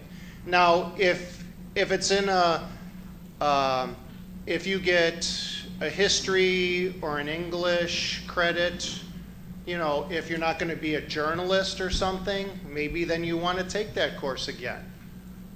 But if it's going to be in your major, you know, you don't want to skip classes because you're really not getting the full realm that you would be taught. So that's, I think, why a lot of students see that course correction of grades or possible remediation. I appreciate that, Mr. Shington. I guess then it's a much broader conversation in that respect, because that AP exam is supposed to assess whether or not you have baseline requisites to get essentially college credit. And the college would, of course, have to accept certain scores at certain levels, et cetera. So that sounds like an aspect of the AP exam that is problematic. Yeah. You can't skip the class. If you get, you could have 2 levels of calculus and go into your freshman year of college after graduating here taking Calc 3. I can tell you, if you pass and get those credits, you definitely will fail. I don't care how smart or talented or how many consonants you have at the end of your name. You're going to fail. And it doesn't matter what school you're coming from, okay? You could be coming from Stevenson, Lake Forest. You get those 2 and you're gonna major in, say it's calculus, and you're gonna be, a mathematician. You better start, don't jump and leapfrog, because there's a lot of stuff that have been missed. You're getting a little blanket, and so that would be a conversation for counselors. We all push, get these credits, it's going to, college will be nice and easy. Well, but, life isn't nice and easy. Yeah, so I had the calculus AP here in Waukegan, and I did get into the advanced calculus course at my college. I didn't have concern, so I don't think it's a blanket statement, but I do think it's a conversation that maybe should be had more widely of, you can't skip a course. Well, I think Ms. Granda's conversation wasn't necessarily just tied to the AP, where even maybe 101 classes, they would still need remediation to participate fully. It's a correlation. Yeah. We look at what we've been taking, and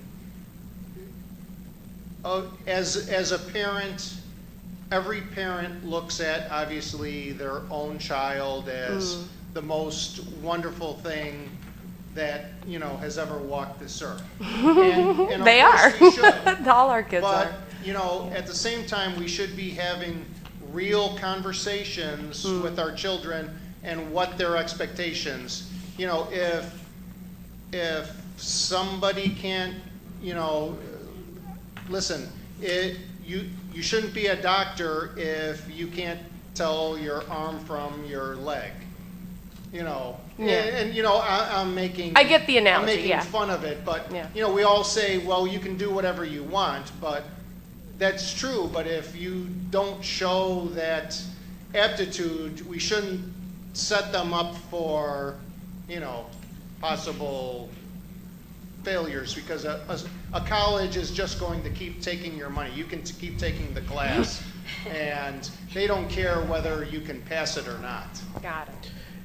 Yeah, and these are, when we talk about that, I'll get to the questions. So I had Mr. McBride, then I'm coming to you, Mr. Vukovic. Go ahead, Mr. McBride. I was just sitting here watching you with your graphs and your bar charts and everything. Every parent is not able to actually accept what you're giving us right now. And also I think about the idea of you wait till the end and then look at a child's report card and you say you're not achieving. So my next question would be, what are we doing to intercept that before we even get to that point to tell the child that he's not receiving? Now, I'm at Zion Benton. I escort students all the time, and I escort them because of what I'm talking about right now. They're targeted when I go get them before the assessment even come out. You're failing, and as a result, when I go get them, there's something in place to get them where they need to be, where they don't fail. And I'm just wondering what are we doing in reference to that? I'll just comment on it based on what I put in the presentation, because there are a lot of things I'm sure that are going on at the school that Ms. Milewski will talk about. But what I was referring to in the presentation with these common assessments, everyone should know, like you just said, where you are before you sit for that assessment. It's not solely based on what a student does on this particular unit assessment. A teacher knows, based on the work that they've been doing throughout the unit, how that student is likely going to perform on that assessment. That communication should be there already before the assessment actually happens. That's part of the purpose of the formative practices that I was talking about in the presentation. The other part I was talking about after the assessment was over, having that communication, but your point is taken about being able to do something beforehand, and they'll talk about what, I'm sure there's a plethora of things that are happening at the schools. As examples, I know that at the middle school level, as an example, not to keep going back to elementary examples all the time, at the middle school level we have our WIN periods now, and so if we're using the new middle school structure, this year is the first time we've had a built-in WIN, what I need block every single day, and so depending on what students need, how they're performing throughout the course of a unit, in the course of math, literacy, etc., they are able to receive additional support every day for 30 minutes at minimum to help in those areas. And so there's daily small groups. There's not only small groups just during the WIN time, there's also small groups during the regular periods of instruction. And so while the teacher is having their room set up in stations, so some kids might be with a teacher, some kids might be working in partners or in small groups, and other students might be working independently. They have stations and rotations so that they can have opportunities to differentiate, to enrich, to extend, and also to reteach in small groups as needed. And so that the new middle school schedule does afford us that opportunity. Additionally, we were able to adopt iReady this past year at the middle school level, and so that targets school students' skills in both literacy and in math, and so that also pinpoints weekly learning paths for students to complete every week. We send middle school principals send home communication to families on a regular basis, letting them know, this is the number of activities your child can please work on this next week at home. They send progress reports, they send updates related to that, and so as a couple of middle school examples, those are some aspects that we have implemented this year different than the past, to specifically hone in on intervening before the test comes and the student performs how they perform, and to provide communication with families as well. Really quick on that, just because I want to make sure we're being proactive, we are tracking that data so we can show 5 years from now we started 2024-2025 school year, and this is the impact it has had over the years, and hopefully we'll see an upward trajectory. I just want to make sure we are tracking this. Yeah, Dr. Andrews and Ms. Ricela Sanchez have worked with the middle school principals specifically on iReady implementation along with coaches to make sure that they have systems in place to look at the data on a student level, a classroom data, and a building-wide data lens. I think what I was alluding to, Patty, is that you mentioned the word coaches. I see coaches all the time, every day, when I go and pull the students, and one of the first things, you okay? Why are you having a problem in this area? I see you are. Something going on at home. You just don't like to do this. And they get to the point to find out what's going on, why that student is actually not being persistent like they should be. And that's why I asked the question. Then also, too, I'm listening at this intercom all the time. I guess I think it's 3 days a week. If you had the choice, if you wanted to, tutoring is announced. Automatically. You can just go if you want, regardless of what I guess it would depend on your parents or you yourself if you're struggling in the area.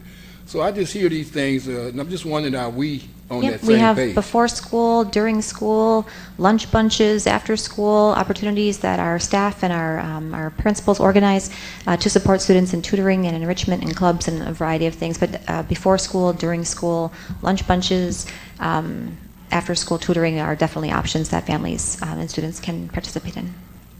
Thank you. Mr. Vukovic.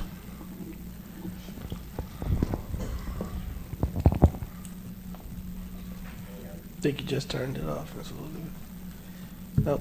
Can we get the mic on?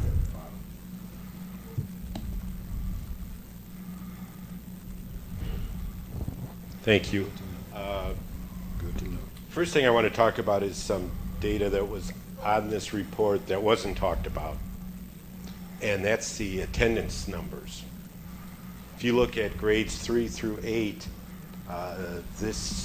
this year, 2024, there were 1,184 less students tested than there were in 2019. In the 11th grade, there were 95 less. So the numbers in our district are going down. We're educating less kids, and I've said this to you guys many times. You've got more money in this district than this district has ever had. And just how is this being spent? You mentioned all the lunch bunch and all these different things here, but you know what? It doesn't seem to be working. Those numbers were disgusting. And you guys let this happen. We were going to turn things around. We're going to have new changes. We're going to do this and that. You have horrible results. And the Board of Education allows this to continue. Just how much longer are you going to...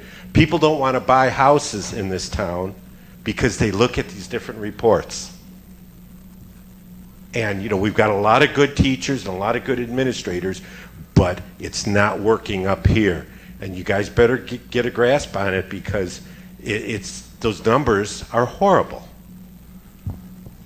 Ms. Fabian. So kind of to that point and to Ms. Lenzing's point, yes, we are tracking, but in order for us to track, that curriculum needs to be consistent, and that is something that we have heard time and time again from our teachers, is we learn the curriculum, and then it doesn't work, so we change it. And then we learn a new curriculum, and then now there's new anchor standards. And so part of that, right, if we don't have those consistent standards, that consistent curriculum, we're not going to grow. And so I know when we talked about getting some new supports, that was one of the questions are, yes, we want to be flexible, but also if it doesn't work in year 1, year 2, we're not going to throw it out because we need to see that, once teachers have gotten a grasp on it, it's going to take 1 or 2 years of you playing with the curriculum as a teacher to understand all the resources that come with it, how to really, diversify that lesson for the students that you have in front of you. So I just want to be clear too, and as you said, that this year was the baseline for the comprehension part. We've only had the phonics for a couple years, is that although we're looking at this data and it's not looking as great, that we're also not going to just throw it all out and say, well, we're going to start all new again. And I think one of the other pieces to highlight in terms of also teachers being comfortable and playing with the curriculum, as you mentioned, is it's knowledge-building curriculum. And so the knowledge that a kindergartner learns in kindergarten is important because it will build into their first grade experience in the first grade content and themes that they'll be learning. And so it's intentionally written to be knowledge-building curriculum. And so the learning that our third graders are doing is going to be paramount for them to be successful in fourth grade. Our third graders this year have not had the background knowledge of second grade or first grade or kinder in this curriculum because we didn't have it before. And so they're going to be coming in a little bit cold 3 years, not having had exposure to the same content that the program had anticipated that they would have had if we started it when they were kindergartners. And so it is important to have consistency and continuity because then it is a knowledge-building curriculum. Just wanted to add that. Mr. Edwards. Okay, I just...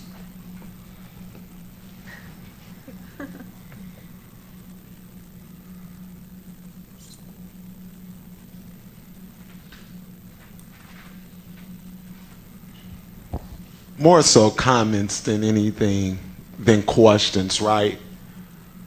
We look at these scores all the time, and we can keep using instructions and data and all of that, right? One of the things that I've noticed in the few years that I've been coming consistently to this board meeting, one of the things that I hear consistently from the teachers, these coaches we got ain't coaching. We pay all of this money for these conferences to go do all of this learning. and they come back and they ain't teaching these teachers nothing. Zero. This is what them scores is showing me. You guys can sit up at this board and y'all can talk in circles. You could try to pad this and make it look good. You could keep on using the instructions saying that, oh, it's because we're changing the instructions and we're just starting now. I keep reminding myself that the kids only need 17 credits now. We keep lowering the bar. We keep lowering the standards. And we still failing. So at some point I got to ask myself what's happening. But what I also notice is we pay the top dogs the top money. We constantly giving out bonuses. We're steady approving more contracts. We're steady giving out stipends.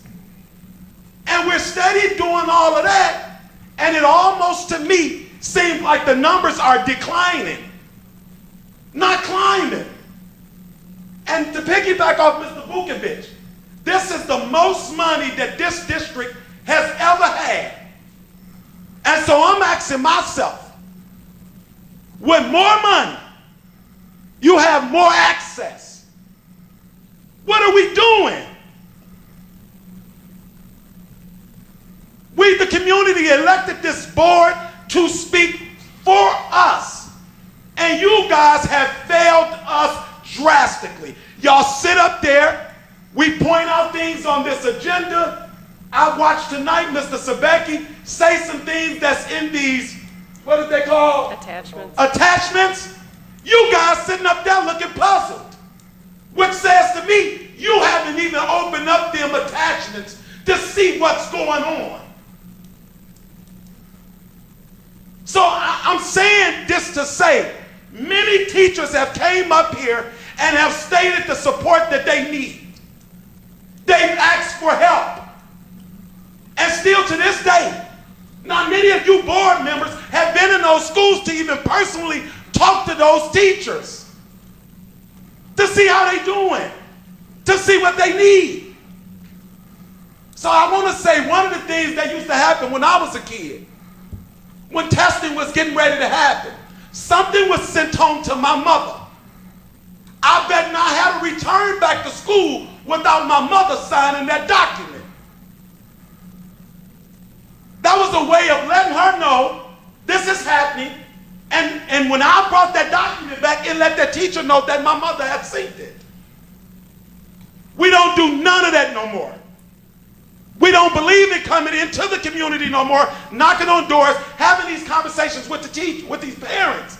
And to allude to what Mr. McBride said, these parents don't understand these graphics. Some of the teachers don't. So when y'all shove all this down our throat, when you put all this up, you wondering why you're not getting a lot of responses from the parents. It's not that they don't care. They don't understand. When I call and reach out to somebody in the district, I said it to you, board president, you don't get a call back. And I'm going to keep on talking about it, even with the whole book bag giveaway thing. I asked you guys for help. You guys said to me you were going to help. You did your part, but you can only do so much. Superintendent can only do so much. But what did the staff do? They didn't return none of my emails, none of my calls. And then you called me the evening of the event or before the event and expect my help. So if you do that to me and I'm just trying to be a help, what do you think is happening to these parents when they're reaching out? Even when you call here, you don't even get an answer. So I'm going to say this and then I'm done for the night. It's not working. It's not working because y'all not working. It's not working because y'all not listening. It's not working because y'all are not making yourself available to our front line to understand the day-to-day and what they're going through. Zion is working because Zion listened. I could call Dr. Rodriguez and I'll be in his office within 3 days. I could call one of his directors. I get a call back within 24 hours. That's the difference, y'all. I ain't trying to be no jerk, but I'm telling you why I'm angry. And then when we come here like this, you guys are confused. And you probably look at me as the angry black man, but I'm not angry. This is what passion looks like. This is what love looks like. And as Mr. Vukovic said, before anybody move into a city, the school is the first thing they look at. And if I see scores like that, I'm going to run fast from the city of Waukegan, because I'm not putting my kids in that. And I'm going to close it out.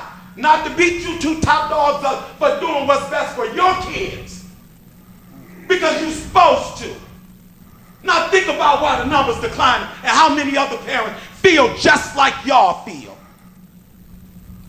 And so when we go back and we start talking, I want us to start talking about how much money we paying this top dog and how much this top dog is producing for us. Because them numbers just told me a whole story. And every year for 9 years, they have not gotten better. And this board keep giving me an excuse. And I'm sick and tired of y'all excuses. They ran out. Go ahead, Ms. Anna. I have a comment. I got you, but Ms. Anna had her hand up Oh, first. it's okay. Let him. Go ahead, Chet. Oh, yes, I'm one that had 7 grandchildren that graduated from the high school. And they loved it there. They said they talked to me once in a while, their friends talked to me. They said, what's going on with all the fighting going on? They said with us going there, they said it wasn't perfect. There was a fight maybe here and there, but we learned. So they're all doing well. Their friends are doing well. So I don't know why you wouldn't want to go back to housing. They said it works. It's not perfect. Ms. Anna. Okay. I was just taking notes, and the test scores are horrible. Yep. And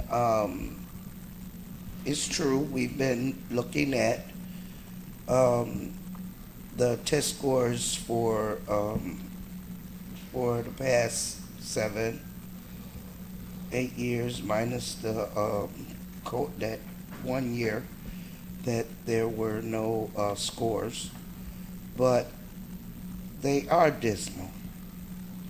And one of the things that that I've always been baffled at is that, and I was looking at the scores, I'm going to call out one particular school, our Blue Ribbon School, McCall, and the numbers declined. And I was wondering about that, and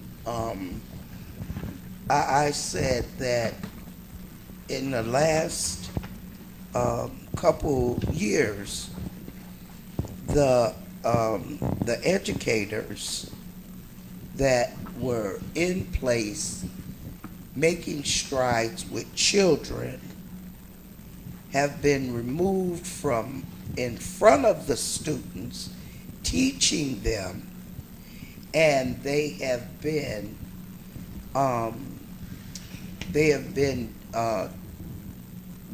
brought to Lincoln Center. Therefore, the schools are missing, they're missing good teacher educators that were in front of students. And that's one thing that I truly have an issue with. I understand advancement in the staff and in people's profession, but if you remove those teachers from in front of the students, and those students were achieving with those educators, how do you justify removing them from the classrooms? That's one. And I truly believe we test our children too much, where they're getting test fatigue. I mean, and who's gonna do a good job on testing if they're tired of taking tests? You know, and that's my other comment. My question is about CKLA. It's working. I know it's working. I saw it working firsthand. Okay? However, two things. Why did we stop CKLA at the middle school and the high school? And Ms. Jennifer, you know I've been talking about this forever. Yes. That we're leaving our children behind in the upper grades. And I understand getting the foundational years, getting that good, wonderful, okay? However, we have many more students that need those fundamental skills and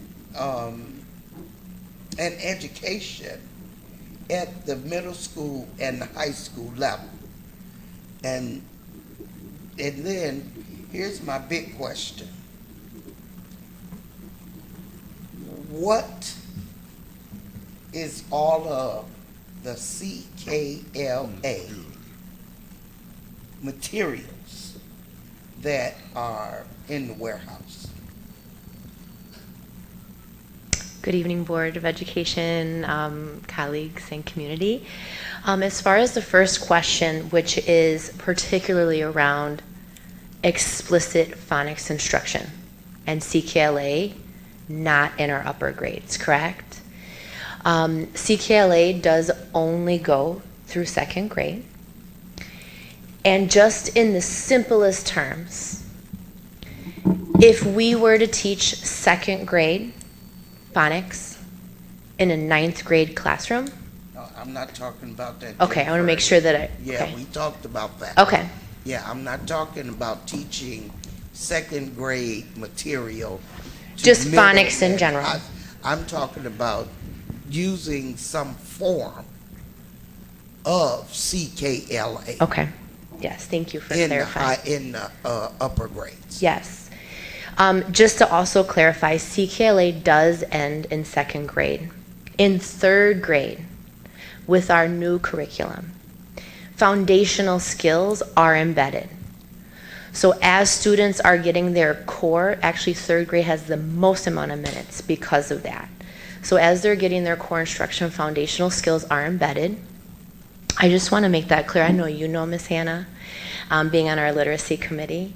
So students in grades 3 through 5 are getting their Tier 1 core instruction around comprehension, foundational skills, reading and writing, and because of the not receiving explicit CKLA, kindergarten and 1st grade, as you're seeing that dip in grades 3 through 5, they also have 95%. They are getting 2 doses of foundational skills within their Tier 1 instruction in knowing the supports that our kids need. That is a prime example of using our data to make instructional decisions, and to continue showing that as we grow throughout the year. So just so you all know that. We have talked about this, Ms. Hannah. In grades 6 through 8, the most important thing was a master schedule that allowed for it. We do this year, as Ms. Maluski said, have a master schedule that allows for an intervention block. That's just the first step. When we have an intervention block, we need content We need the curriculum, and we need the resources that will support students that are still struggling with reading. That is explicitly the phonics that you speak of, Ms. Hannah. So now that we have students that are struggling to read, we're using iReady to give them assessment that says these are the areas in phonics that they're struggling to read. Now we have the resources that says this is what you use. Now there's another layer that goes to that. Now we got to provide all the professional development to a new schedule and the resources. That is all currently happening at our middle school for students that need to read aligned to the science of reading, Ms. Hannah, which I do believe is your question to that. So we're moving through that data, and that benchmark this year that you spoke of is that first piece of that, and looking at that as the students grow. In high school, what we're looking at is the comprehension side of the rope. Meaning, when students have grade level text and they're struggling to read at that grade level text, which again, as we just said, we can't give them second grade level text, we have common scaffolds that support the comprehension. That's on one side when it comes to all of our courses across the high school. What we're exploring this year within our high school courses, we're starting first within our diverse learning, our low incidence classrooms. So we're ensuring that our teachers, first and foremost, have the training around Orton Gillingham, and that they're also a part of, should they want to, voluntarily be in a letters training cohort. We're in our second year of providing letters training cohorts to our teachers. We also have simultaneous parallel data that is showing kids that are in a classroom with a teacher that is going through letters and has this training, what does their data look like? So we're monitoring that as we go as a part of our formal literacy plan. I hope that helps you, just to say here's what those pieces are a part of our implementation plan. They're not going to stop. It's going to fold and layer year after year as we continue through the high school transformation plan. We're in year 3 of that, as well as the middle school plan. Okay, that's, I love. See, why is the CKLA materials in the warehouse? So we have CKLA materials in the warehouse. If materials are coming back, it's waiting for them. As soon as they get through it and the reproducible consumables, let's say reproducibles, the consumables, that's where we had shelves that were built for us that were able to say this is when we distribute it, because all of our schools cannot house the amount of materials and the books at each of their buildings. So it's for us to use as each schools have it. We have a 3-year contract with Amplify, in which when we need more, they send it immediately to us. So those materials are there for us. That is our warehouse that we use for our core materials. And so they're there. When they are used, we replenish them. Okay, and so I guess the question regarding the teachers being removed from in front of the students and brought to Lincoln Center for another job, I guess that's a superintendent issue. So thank you for that, and we'll take that up with her. But I'm still looking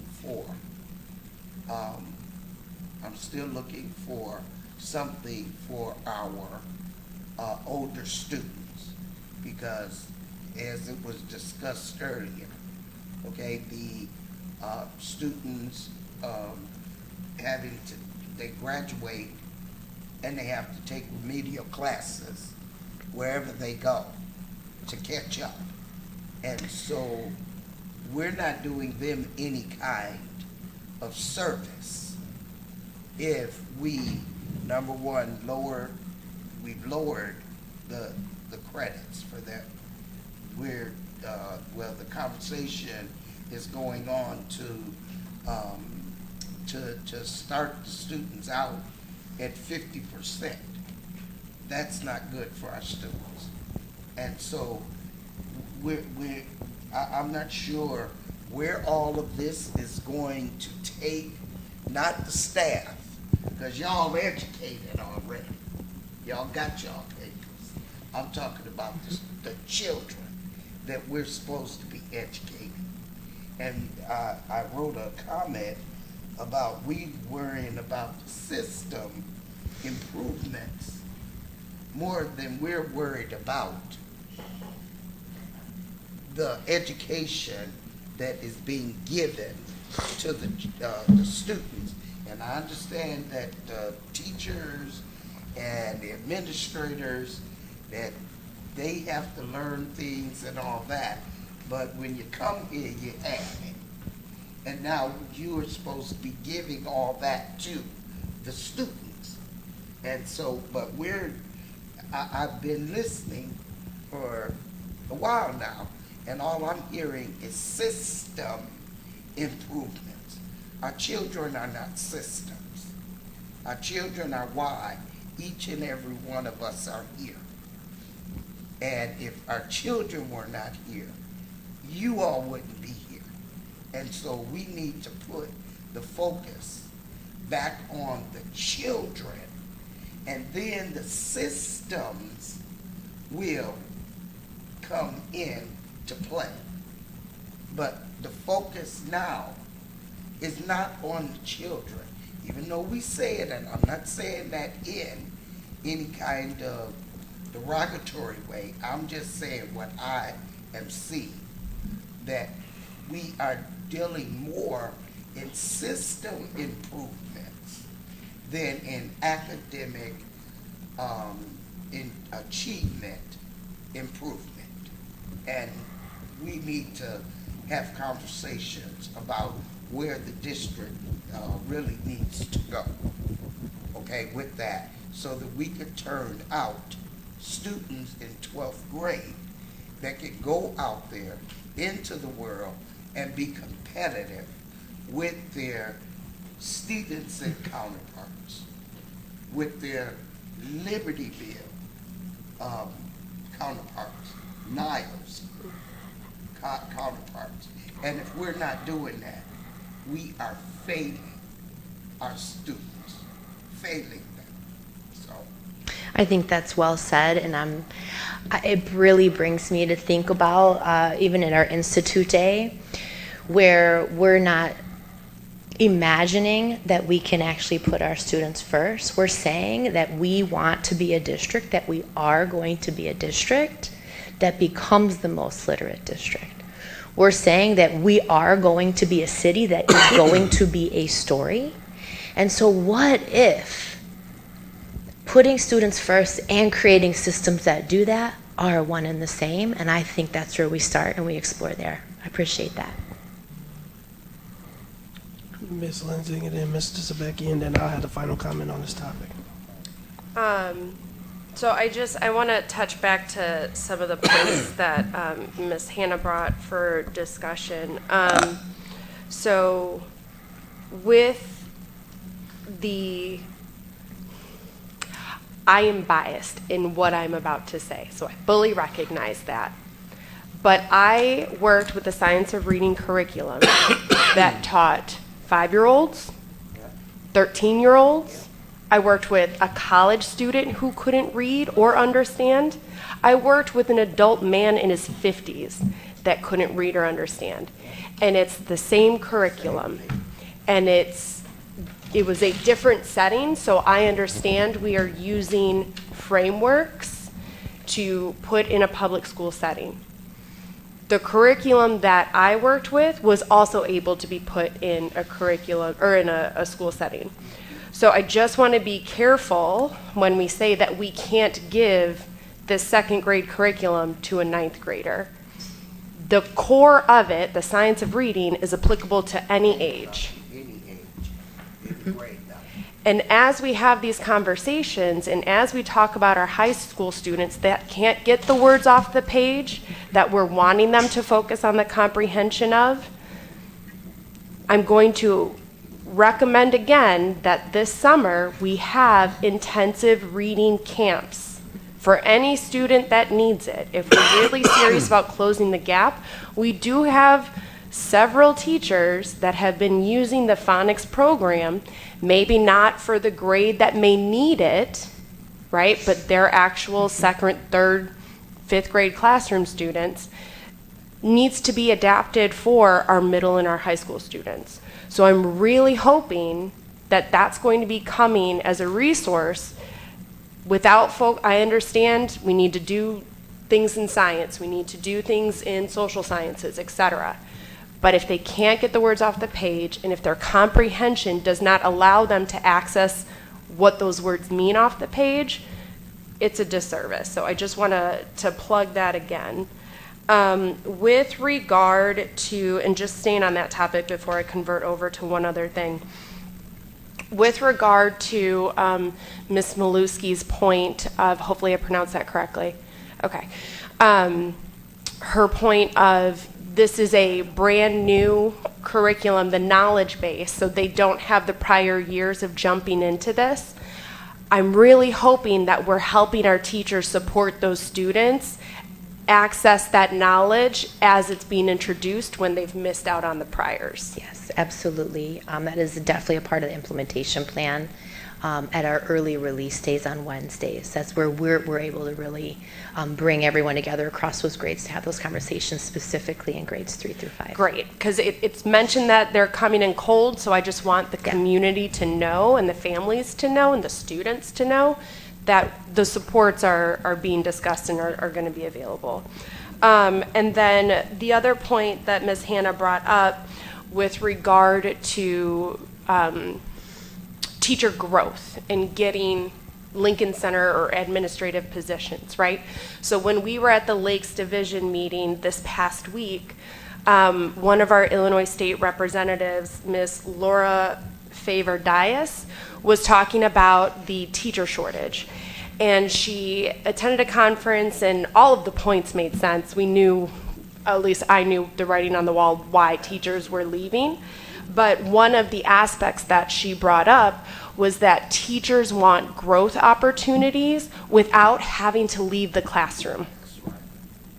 And so when we do have our really experienced teachers and they're making a huge impact on their students, on the kids, can we highlight what opportunities they have for growth in this district without having to leave the classroom?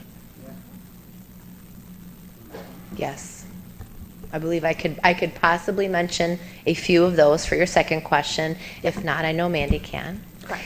And I do want to just share, just to add for our community around the science of reading specifically with high school and the shifts that are being made, the professional development, the conversation, the teachers getting together and negotiating the text. So aligned to the science, there's a few big pieces. And though it might not be letter sounds and the sound that ah makes, and then when it blends with something that we might see more at a second grade level or a kindergarten level, the shifts on the side of the rope specifically are around knowledge building and using text sets. That's one piece. Is if we're in a unit of study, that all of the texts that we're reading, not just one, not one long one all year, but we might have this one long one, such as Catcher in the Rye, 10th grade. And in this unit, we're learning not only about Catcher in the Rye and Holden Caulfield and his internal and external struggles, but what is it like to be a teenager with mental health disorders? What is it like? What was the setting like in the 1950s? What were informational texts that can really help me understand the characterization in this text, and that I can now use all of these texts that maybe over 8 weeks I've read 15 to 20. Not long ones, but ones that are relevant to really making this very understanding. Not only things that I read, but visual texts that I listen to. That's number one. So those shifts are being made within our curriculum as we're building them out. That is exactly where we're going within our formal literacy plan. That's one. And two, the word development specifically is in with morphology. So not only do we have that academic vocabulary that goes within this unit of study of Catcher in the Rye and depression and internal struggles and being a teenager, but what is the vocabulary that happens within that? And then there's side vocabulary that has to do with prefixes, suffixes, and all of those words that can go across contents all the way through to science, and building that out across all of our courses.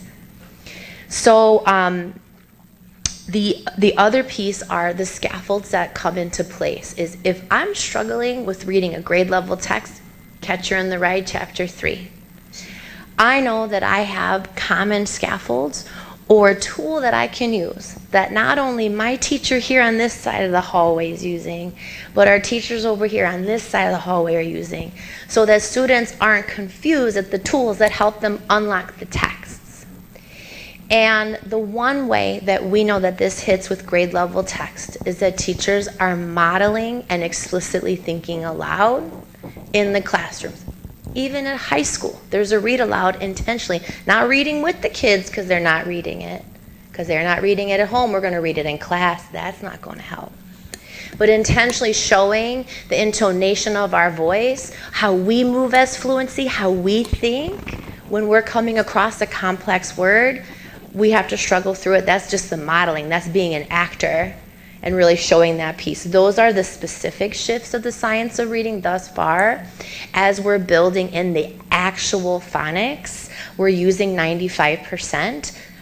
Within the low incidence classrooms, there's a 95% wrap that we're looking at, as well as I already have an explicit phonics instruction that is helping. And so we're able to start the most with individualized learning plans when it comes to that and training our teachers. So that was, I know, that first question of just high school, upper grade learners, struggling readers and writers, and across all of our courses, how do we build knowledge across all of our courses at our institution?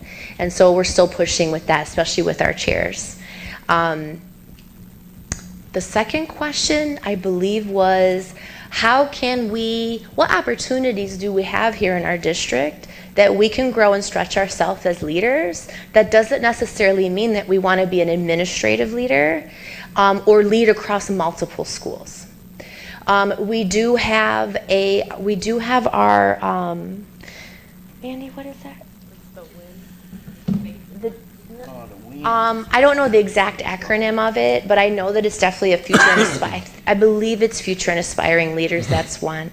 I actually know specifically at our high school, we've had a few of our leaders that are in this program. Although this program does end with the Type 75, essentially they are teachers that may become a coach. They still teach and they're a coach. This particular teacher had the opportunity to be a math chair and is really passionate about staying in the classroom and also coaching and really rolling up their sleeves alongside someone. That's one example. I might not be able to name them all, but that's one example, and that's very respectable. And sometimes you go through a program and you never think that you even want to lead across multiple schools. And more doors open for you, and you're just a different person after 18 months and all that you've read and the discussions that you have. And you can't go back to who you were 18 months before. Now you have this leadership thing inside of you. And if you're an influential leader, sometimes it comes out in multiple ways. And it has to meet the need of that person. That's one example. Mandy, I know you might have another one. Thank you. I wanted to ask Ms. Jennifer a question. Yes, ma'am. Okay, and I think we've talked about this too. They were called SRA kids. That's right. Oh. Mm-hmm. Those are, and correct. I know that they are. Yeah. Yep, I use those. Yes, decodables. Absolutely. Yep. And I'm a big proponent. Yes. That will, if you have a reluctance to give, like the phonics to the higher grades, them SRA kids. Correct. they're on different levels. I know that they were, back in the day, guess what it did though? I do believe that it was your interest even in Brazil. No, it wasn't Brazil. I thought it was, I'm like, I remember a unit. What was it? Barbados. Barbados. But what I'm saying is, in those kits, you got everything. Yes. You got vocabulary. You got definition. You got comprehension. You got spelling. You got pronunciation. You got all of those in those kits and those sections. Now, they remove those the way that they remove phonics out of the school system, because they were working for the students. And I say that we need to explore that type thing, because there's reading in there. Yeah, actually, Ms. Hannah, and I know that you're the biggest proponent of this when it comes to our Literacy Coalition and being on our Literacy Committee. CKLA is exactly that. Yes. And we need to look into getting those things and using them in our middle and our high school if CKLA only goes to first and second grade. Yeah, I think we can. And then if you want to, just for the sake of time, maybe if we can come back with some type of presentation on the opportunities and pathways that we have for teacher leaders, so that we can have a more in-depth conversation, as that was not the agenda topic. Right, because we were asking how could teachers become leaders, expand in their career without having to leave the classroom, of course. So that we don't see dips in because of the time, I want them to come back with that. Mr. Sabecki. All right, I just have a couple comments. So the pictures that we had up here earlier, the test scores ain't looking good. And this is for the people that are still watching at home or can go back, that don't understand, because I've even gotten calls because they didn't understand the charts. So basically, if it's not in the green or the red, that student is not proficient. I'm glad to see you guys finally put numbers up there instead of just percentages, because we can actually see the numbers. It is not good. When some of those things, 60 kids out of 1,000 are proficient, that's a problem. And that's not something to be proud of. And then you can look year over year. The numbers have been declining. So yeah, the percentages are going to go up and down, but it's pretty much level, because we've been losing a lot of people. And that's my thing. We need to start looking at it like a football team, since we like to talk about sports. It's been 9 years. When these grades keep looking like this year over year, then it's obviously something's not working. And what do the football teams do? They get a new coach. Whether we want to hear it, whether we don't. At some point, we need to start, either these numbers need to start drastically changing, or we need to start looking at different leadership. We obviously don't have the right people in the right positions if this is what we're getting. We need to stop going on all these conferences, and I'd like to see this board put a stop on all conferences. That money should be used for the students, get them extra tutors, or what these students need, because that's what the money's supposed to be for. Because obviously these conferences, looking at these scores, are not working. We are spending more money teaching professionals and adults than we are teaching the children. That's what we're supposed to be here for. That's what it comes down to. We go to all these conferences, get all this thing, and it's the same people week after week after week attending these conferences. Administrators, people we don't even see in the buildings. And we talk about the student attendance, staff attendance. I'd like to see and start tracking administrative attendance. They're 12-year employees, or 12-month employees. You go past this building in the daytime, there's a lot of empty parking spots. They're not at the buildings because teachers tell you straight out, they haven't seen half the administrators that are in this district, even in their building. So things need to start changing. That's the whole purpose of these ID cards and everything else, so then you can be tracked. You are a 12-month employee. Maybe we should start looking for ghost payrolling. Because if you ain't in the district, you're getting paid to be here, and you're not here, what is it? You're supposed to be the leaders of the district. You can't teach anybody else going downhill if you're not even in the district. Not even here working. That's all I got to say, because these numbers are pathetic. Yeah. You want to go? If I could share, please. yeah, because of the fact that we're really looking at those curriculum embedded assessments as a part of our formal literacy plan. One thing I think, to Mr. Slabecki's point, is how do we look at what we have that is at the level of attainment that it is, and make shifts that add to the student achievement. So with our assessments, what we're looking at is if we have a kindergarten CKLA assessment that we're asking 20 questions, what we're doing is we're clustering our questions into groups. For example, 5 of these questions are vocabulary. The 3 or 4 of these questions are around comprehension. These questions are specifically for phonics.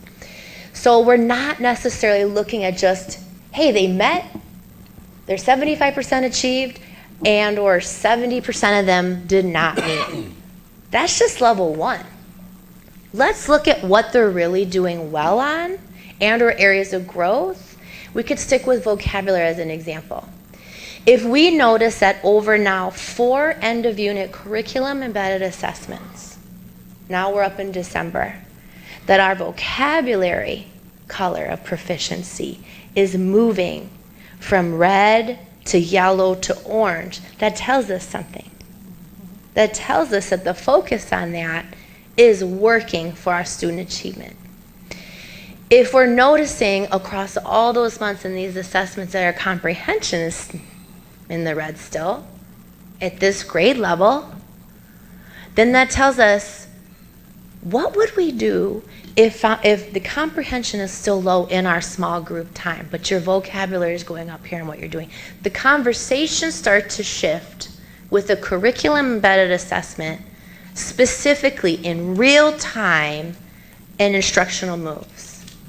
Because benchmark assessment is great. It talks about a moment in time. But when we start to look at all the minutes and hours that we spend in a master scheduled teaching and assessing, now we look at it, how well do they do or not do? Okay, now we can shift. We don't need to wait until April for that. Because this is that in the moment, moving and having collegial conversations of what are you noticing? Because we got all this in common now. We're not doing things separate. We're at about this same pace. The collegial conversations can happen, and we can begin sharing around a common tool, around common curriculum, and we can grow and get stronger year after year as an example. That is a part of our formal literacy plan as it continues to move, and I want to share this as the last point because it's about the assessments and how we're looking at them differently. It's very powerful. When we went to Berwyn last year, Berwyn was in their first year of Amplify, a knowledge in CKLA. With integrity, they taught this. The teachers had the manuals in their hands. They didn't know it. They looked down, and it was okay. And they were wearing astronaut space suits because that's what they're learning about. All of the teachers in second grade are walking around in these orange suits. And their rooms had the stars. And they had these common tools and visuals. And kids are so excited about everything that they're learning and that they're building around. And so I say all that to say, the data is going to move. We predicted the data of last year of just 95%, and our phonics has a literacy bump. With this in place, on that 5 years that you speak of, that you were saying, Ms. Fabienne, is that we are going to continue to push this non-stop. The data is going to move. There's going to be a major pop this year. Promise you. And so what we want to say is we're going to continue to support it. We're here, ours, because we love the students and not the systems. We want the systems to be better. We spent all this time talking about it. And we love these kids. And I believe it was the most powerful thing that you said this evening. Our kids are the most powerful things that walk through the store. Because that's what we look at when we buy houses. They got all the power, as a matter of fact. Our students, they don't have the authority yet.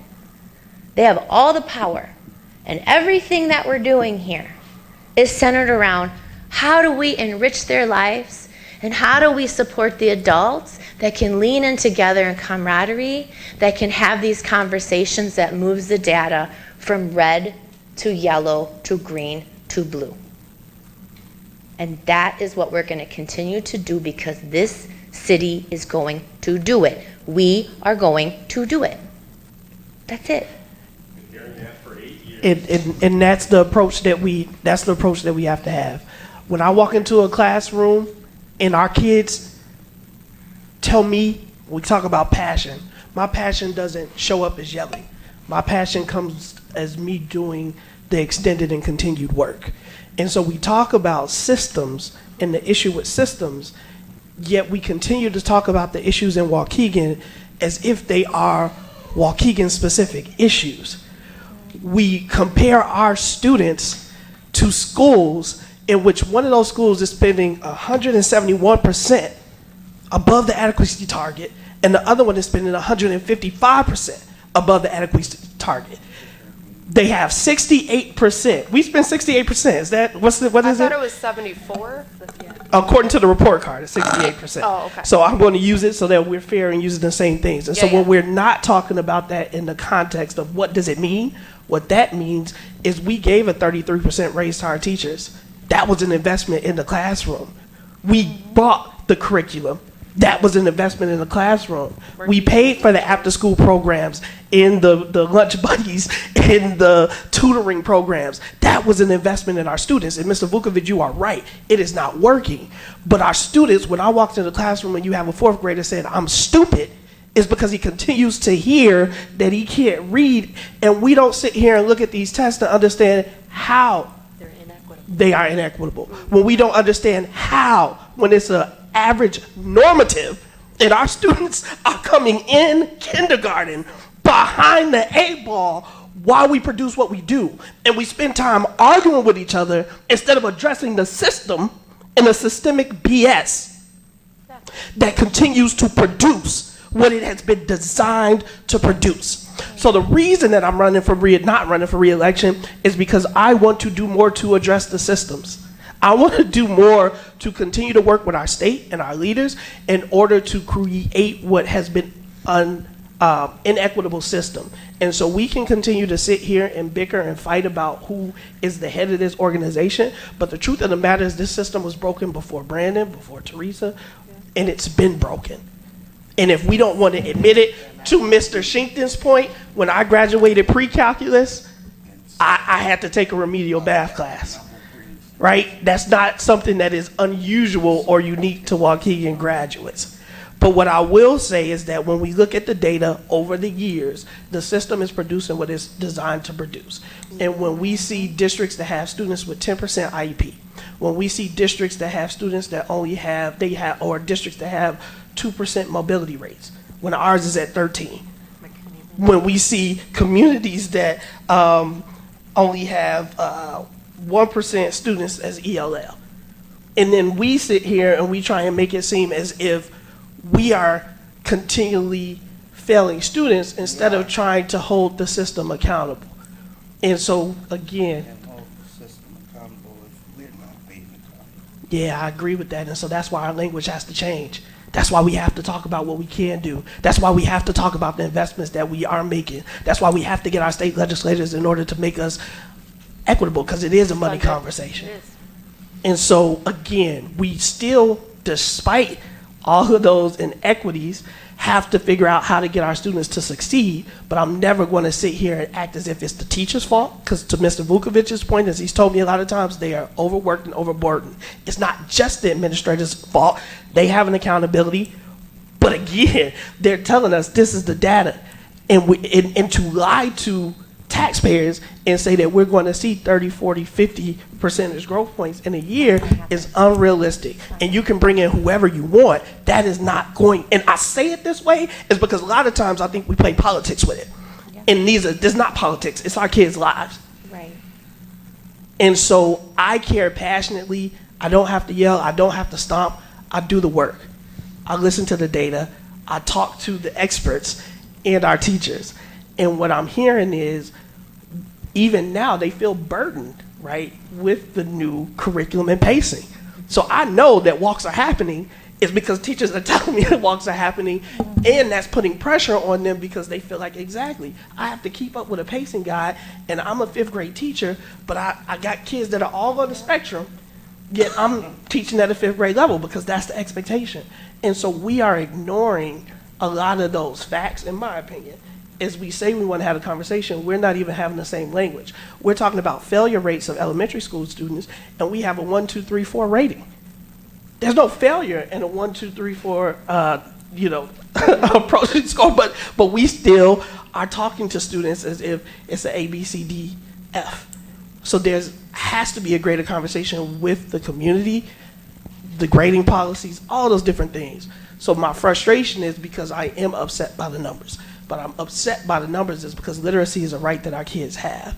And what we continue to reinforce through these public conversations, and I'm telling you because our kids are internalizing it, is that they're tired of the constant comparison.